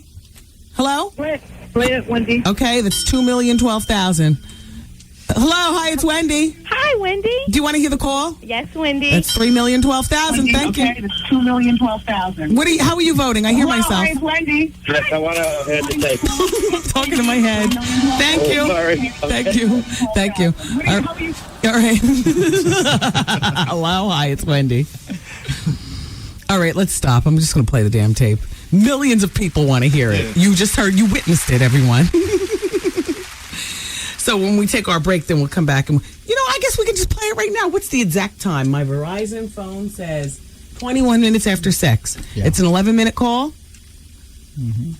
Let's play it and then we can go right into the break. How about that? You got it. Okay, everybody, I don't need to set it up. I think I said everything that needs to be said. Yes. Okay, and hit the button. Lisa? Yeah. Okay, I'm on the phone. Okay, so Lisa, I got a letter. Is this letter from you or was it from one of your friends? It was from me.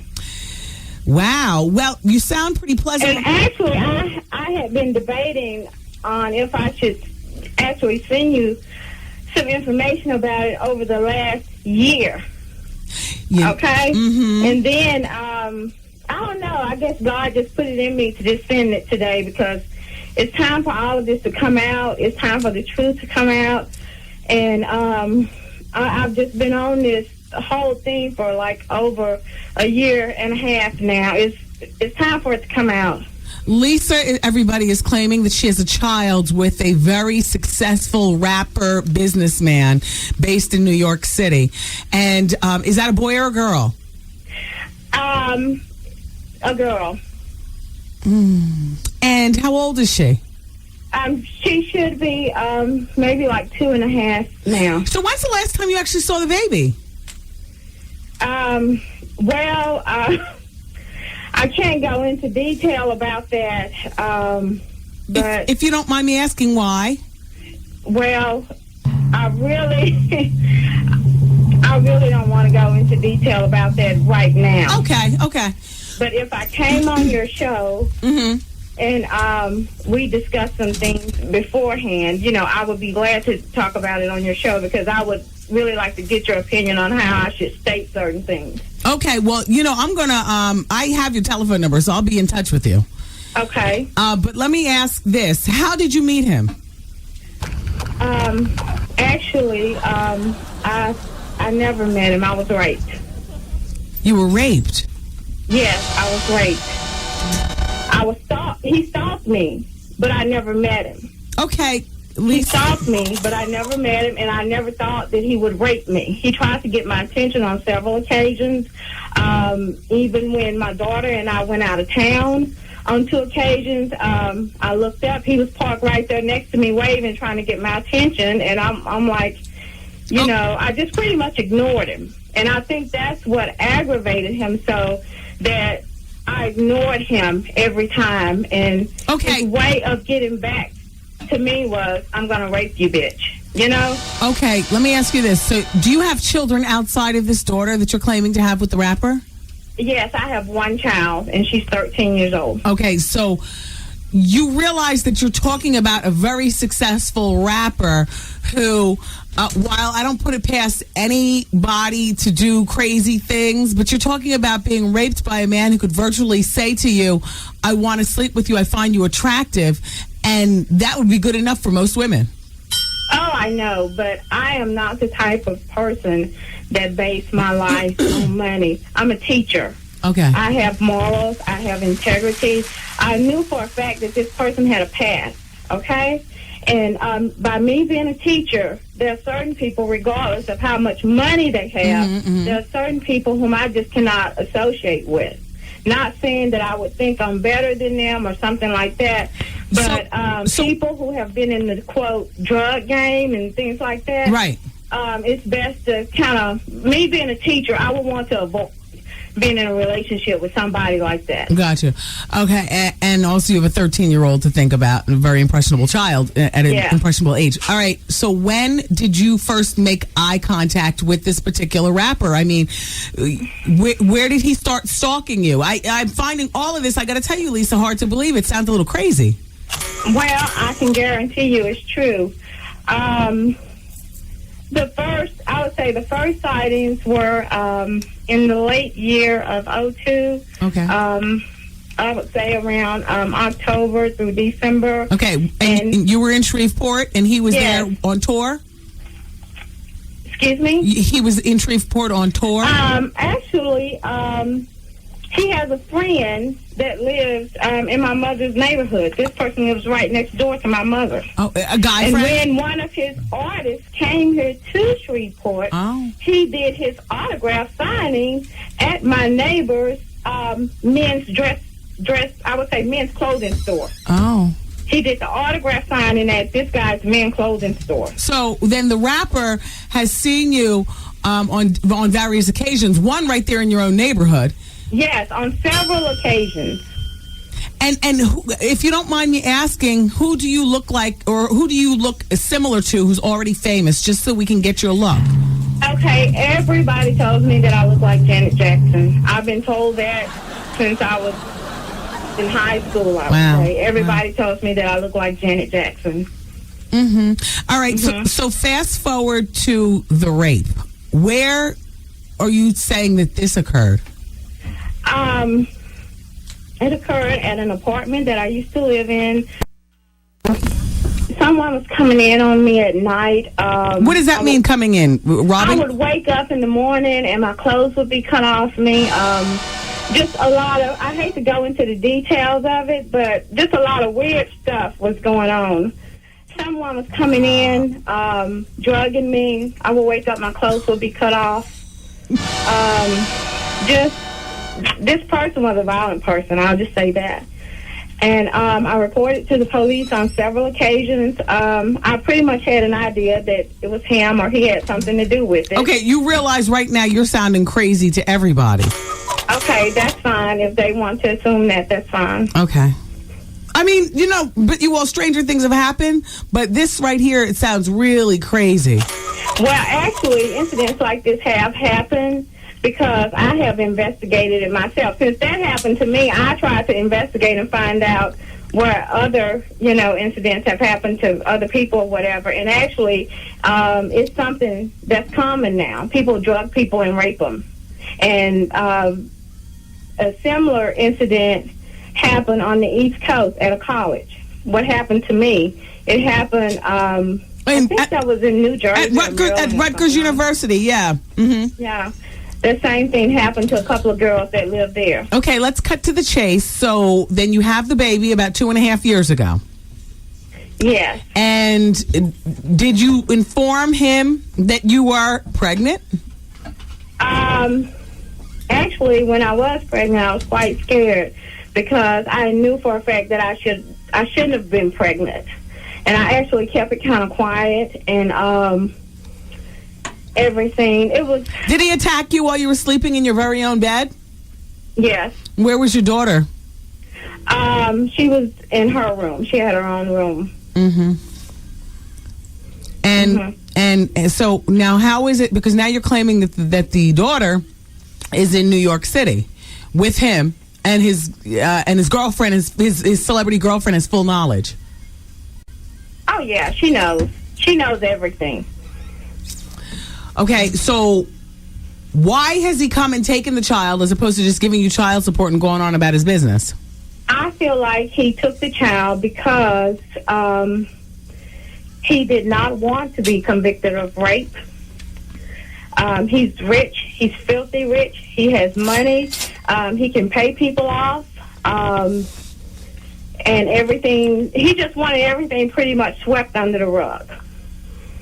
And I guess also dealing with child support, he probably did not want me to file child support. He did not want me to file a civil suit, which I could have probably had the opportunity to take half of everything he owns. So those are probably the reasons why he did what he did. So now you executed a letter to Governor Pataki? Yes, I sure did. And what did you put in this letter? I put in the letter that I would like to file a kidnapping report with the state of New York in order that my child can be found immediately, and I would like to press charges against blah, blah, blah, you know who it is, for kidnapping. Okay, and now how are you going to prove rape at this point?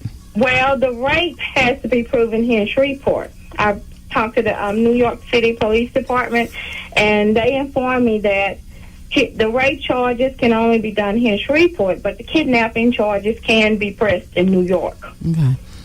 The rape charges have to be pressed here because the rape happened here in Shreveport. Have you ever thought of just flying to New York and making a big stink all around town until you finally see your child and get the child back?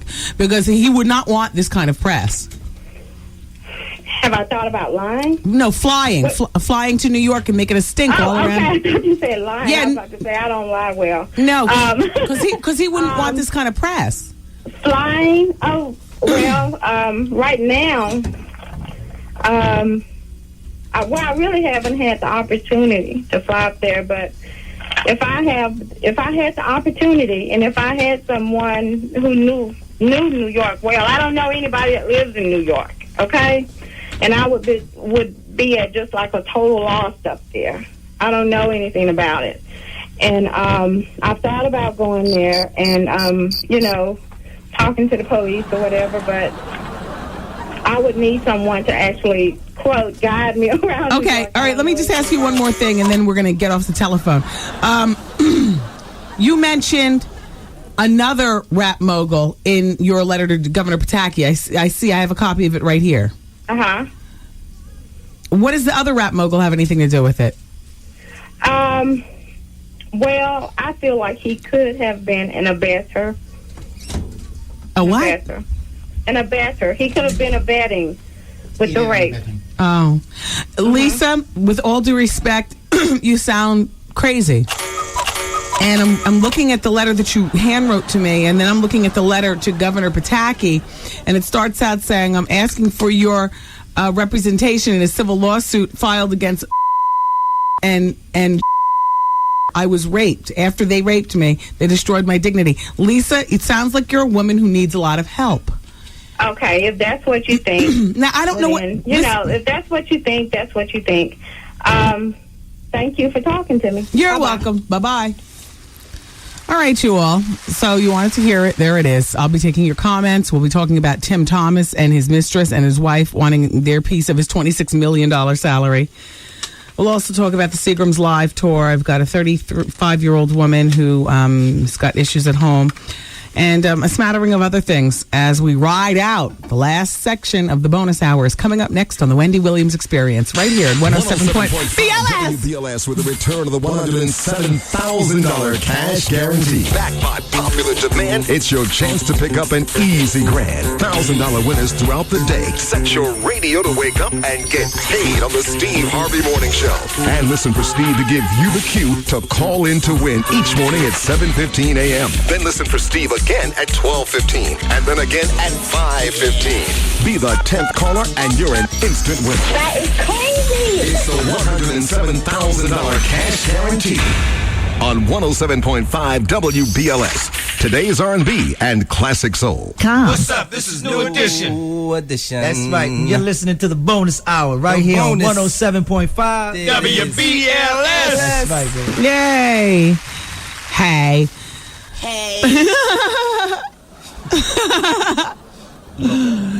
I'll be in Newark on Saturday. There's a big to-do going on. One of my favorite sales girls, I don't know her name, but she waits on me whenever I go to Loman's. And I got there one night about 2 weeks ago. I like to check to see what's all doing, like maybe once every 2 or 3 weeks. You know, to get new stuff and whatnot. So, and she was rushing out of the store. I was like, where are you going? She said, I'm late for rehearsal. I said, for what?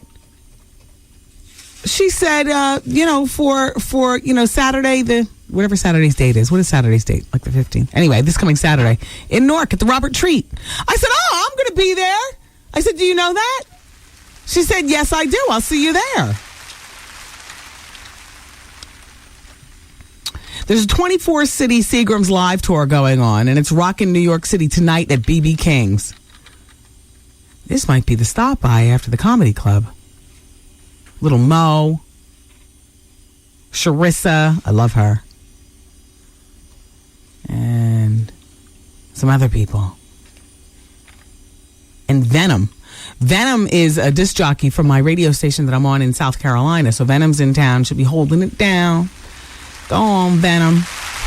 Get that NYC money from the SC. Yeah, she's hustling. I think she does overnights. My South Carolina radio station. I just love to see the hustler spirit in women who, like do what I do. Only because I understand their main job, and so for them to be hustling around. I also understand like the plethora of hate around them regarding the men. Now I don't know for a fact, but it's an assumption and usually dead on. So I'm taking your phone calls regarding Lisa. So let's go to the phone and see what you have to say. I do want to talk about Tim Thomas and his estranged wife and his equally estranged mistress. Since when is a mistress entitled to anything? He's got $26 million to split. The mistress, does she have a child? Oh, a 15-month-old son. Hello? Hey, Wendy. Hey, what did you think about Lisa from Shreveport? God. Wait, stop. No, I don't want you to do any guessing. No, I'm not going to guess at all. Okay. Now, I just have one question before I let you know. Okay. Since she did tell you who the rapper was, do you think it's true? I don't think it's true. Okay, my thing is, she does sound way off, but you know how some small places, yes, they just have no common sense. Well, I mean, her story didn't make sense, It was like, why was she wasting her time? But it didn't make sense to us. We're here in New York. You know, these rappers and singers, they go to small cities in pockets of this country and they steal everything from production credits from these producers. They steal whole songs from these unknown songwriters. And why wouldn't I mean, stranger things have happened. Yeah, like my thing is, she sounds like she has no common sense. Something happened. Maybe not. She's not saying the whole story, but I can't see someone up and taking a child. Like the way everything went down doesn't sound believable to me. Right. Okay. Thanks for calling. You're welcome. Have a good day. Bye-bye. Bye. Hello. Hi. Hi, Wendy. Yeah. I'm so glad I told you to play that tape. Crazy. Well, that's why I didn't know whether I wanted to waste you guys' time or not. How was she? Why would the guy take the baby if he raped her and drugged her and everything? How did he get the baby? I lost patience to even go and ask. Yeah, well, she's definitely one, for the G building, but that. Oh, all right. You can't pick up the phone in the middle of phone calls. Oh gosh! Now disconnect. I'm sorry, ma'am. Art picked up the phone in the middle of phone calls. Hello? Hi, it's Wendy. Wendy, I must talk about the conversation with the young lady. Okay. First of all, I believe her. And the reason why I believe her is because I've had an experience with the rapper. No, I didn't get raped, nothing like that. But they do think that they own you. Like, just because you big does not make you who you are. Well. And I honestly believe, like, she's not lying. Like, why would somebody write a letter to the governor? Like, that's a little bit too much. You know what I mean? Either too crazy or too real. But you know what? Ironically enough, the part that is not stunning me is that just because you're a rapper, you can have any woman that you want. I do believe that rappers are capable of rape, just like I believe that rich people, like Winona Ryder, are capable of stealing. You're exactly right. But I honestly don't think that she'll exploit that much information to the governor. It's not like she's just saying to you. You understand? Whereas, right. You're like nationwide. Everybody listens to Wendy Williams. Those who don't are just stupid.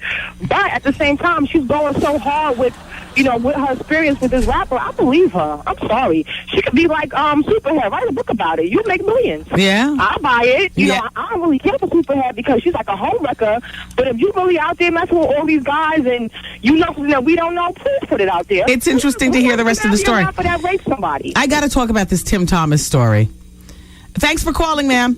No problem. Okay, so they say that Tim Thomas has been slapped in Manhattan Family Court. Now, he plays for the Bull, with a petition for support from a woman named Isilla Muslim, and she's 27, pretty girl, and she's saying that he fathered her 15-month-old son. And Isilla is saying that back when he was playing for the Milwaukee Bucks, Tim set her up in an apartment and encouraged her to quit her job. And it wasn't until a year into their 3-year romance that she learned that he had a wife and 2 children. And he convinced her at that point that he was getting a divorce. Well, maybe she is entitled to something. When Tim Thomas was traded to the Knicks, this Isilla Muslim says that he moved her to a luxury condo in New Jersey, no doubt Rappers Row, and leased her a BMW X5, what's that, the truck, and sent her daughter from a previous relationship to a private school. After giving birth to their son 15 months ago, she says that her monthly expenses ran as much as $35,000 a month. Yeah, all that shopping. Wow. She says everything was fine until Tim's wife found his secret cell phone. So he had a cell phone set up just for the mistress. She says the mistress says that the wife called me, and we've talked a couple of times, and I needed to apologize to her. I should have ended it, but I was deeply in love with him, and the wife said that she could tell Tim was more serious about me than his other girls. Soon after, the mistress ordered Tim Thomas. The mistress says that Tim Thomas ordered her and their son out of their condo. And since then, she's been living with her sister in Milwaukee. Well, we're on the radio in Milwaukee, too. Isn't that great? We're on in Shreveport to talk about the rapper, and we're on in Milwaukee, too. This is the bonus hour. We're on nowhere, except for where it really counts. Right here. No, every place really counts. That's not what I mean, but you know what I'm saying. Got to repeat this story tomorrow when Milwaukee's got the syndicated switch flipped up. So she's back there. She wants support. Wow. What a tangled web men weave for themselves. Fools. Fools, all of you. All of you. Dear Wendy, I'm a 35-year-old woman with 3 kids. I feel the desire to have another baby. I talked about it with my husband, who is okay with it, but I'm afraid of what my friends and family will say. My children are almost out of the way, and I'll be starting all over again. I know it will be hard to lose most of the weight, and that is a deterrent, but I feel if I don't have this baby, I will regret it later in life. Is this a normal phase for a woman of my age? What should I do? I mean, first of all, you shouldn't worry about what your friends or your family think. You know, you've got a husband and you've got the support of your husband. You called him husband, not baby's father, you know? But at 35, are you scared of what the other side of life will be with your kids? I mean, you have to examine all these things. I mean, let's be real. If your kids are old enough where they're almost getting ready to leave the house, is it that you're scared to face your marriage one-on-one, you and your husband? Is there not enough there to keep you all together, to ride out with the rocking chairs on the porch? Or are you nervous that, I don't know whether you're a career woman, you haven't said. Are you nervous that at 35 you're still young enough to have a career, but you're not secure enough or educated enough to get out there and make it, you know, shake your hips and make it happen? I don't mean shake your hips like, you know, do a dancing job, but you know what I mean. Make it happen. I don't know if it's normal. 3 kids sounds like enough to me. But if your heart wants 4 and your husband's down with you, I say remove the condom, put the sponges on the shelf, and get to boinking. Oh, yeah. Oh. And be damned the rest of the world. You might want to talk to somebody first. I mean, if you really want to talk, your friends and family are going to be judgmental. Your husband, you know, he has one side, and that is he's down for it. Maybe you want to see somebody who doesn't have an opinion one way or the other, like a shrink. Go see a shrink from starting, you know, like now until the first of the year. And then if you still want to have the child, then commence to getting at it. And I'm not going home. Kevin's waiting. And it's a cozy night. At the Laugh Factory with you know, a few hundred people and some drinks. That's reason enough to rush out. I got to get to a meeting by 7 o'clock anyway. Black catching a cab in Manhattan. It's going to take me at least an hour and a half. In the rain. No, believe it or not, nope. They're sending a car. White people find that to be so strange, but I swear this is not the first time, and it's definitely not the last time. That's what I do. If I have a business meeting and it's a rainy day, you know, like I get parking across the street at the radio station. I'm not parking all around town, $50 a clip, $50 a clip. It's just, you know, it's not right. You're paying $500 a month. Well, I'm not the radio station, but still I'm mindful of their money. $500 a month for parking. Why park all around town? Wait. And the white people who are listening, I know you all are like, here she goes again. I'm not a racist. I'm just telling you from the way I see it. I don't think I'm the only one, but far be it from me to speak for all black people. However, there are 4 black people in the room besides me. Who thinks that it'll take me at least a half hour to catch a cab? Raise your hand.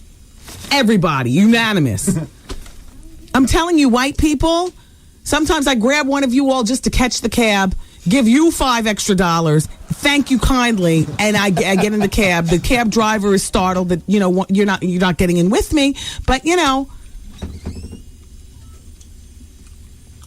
how am I going to get a cab in this weather? I gotta go, you all. Ladies, that always does level the playing field, doesn't it? For those of you who will be at the Laugh Factory, I'll see you all there tonight. Artie Life of the Party's in the other room working up his jokes. He should be funny tonight. Capone, the Gangsta Comedy, Ken Black, and all the band of comedians. And Bomb, the stripper. I guess I'll see you there, too. You all have a wonderful rest of the evening. Don't forget, Vaughn's up next with The Quiet Storm. Start your day the right way with the Steve Harvey Morning Show. And don't forget to come back at 2 for the Wendy Williams Experience. Love you for listening. Bye-bye.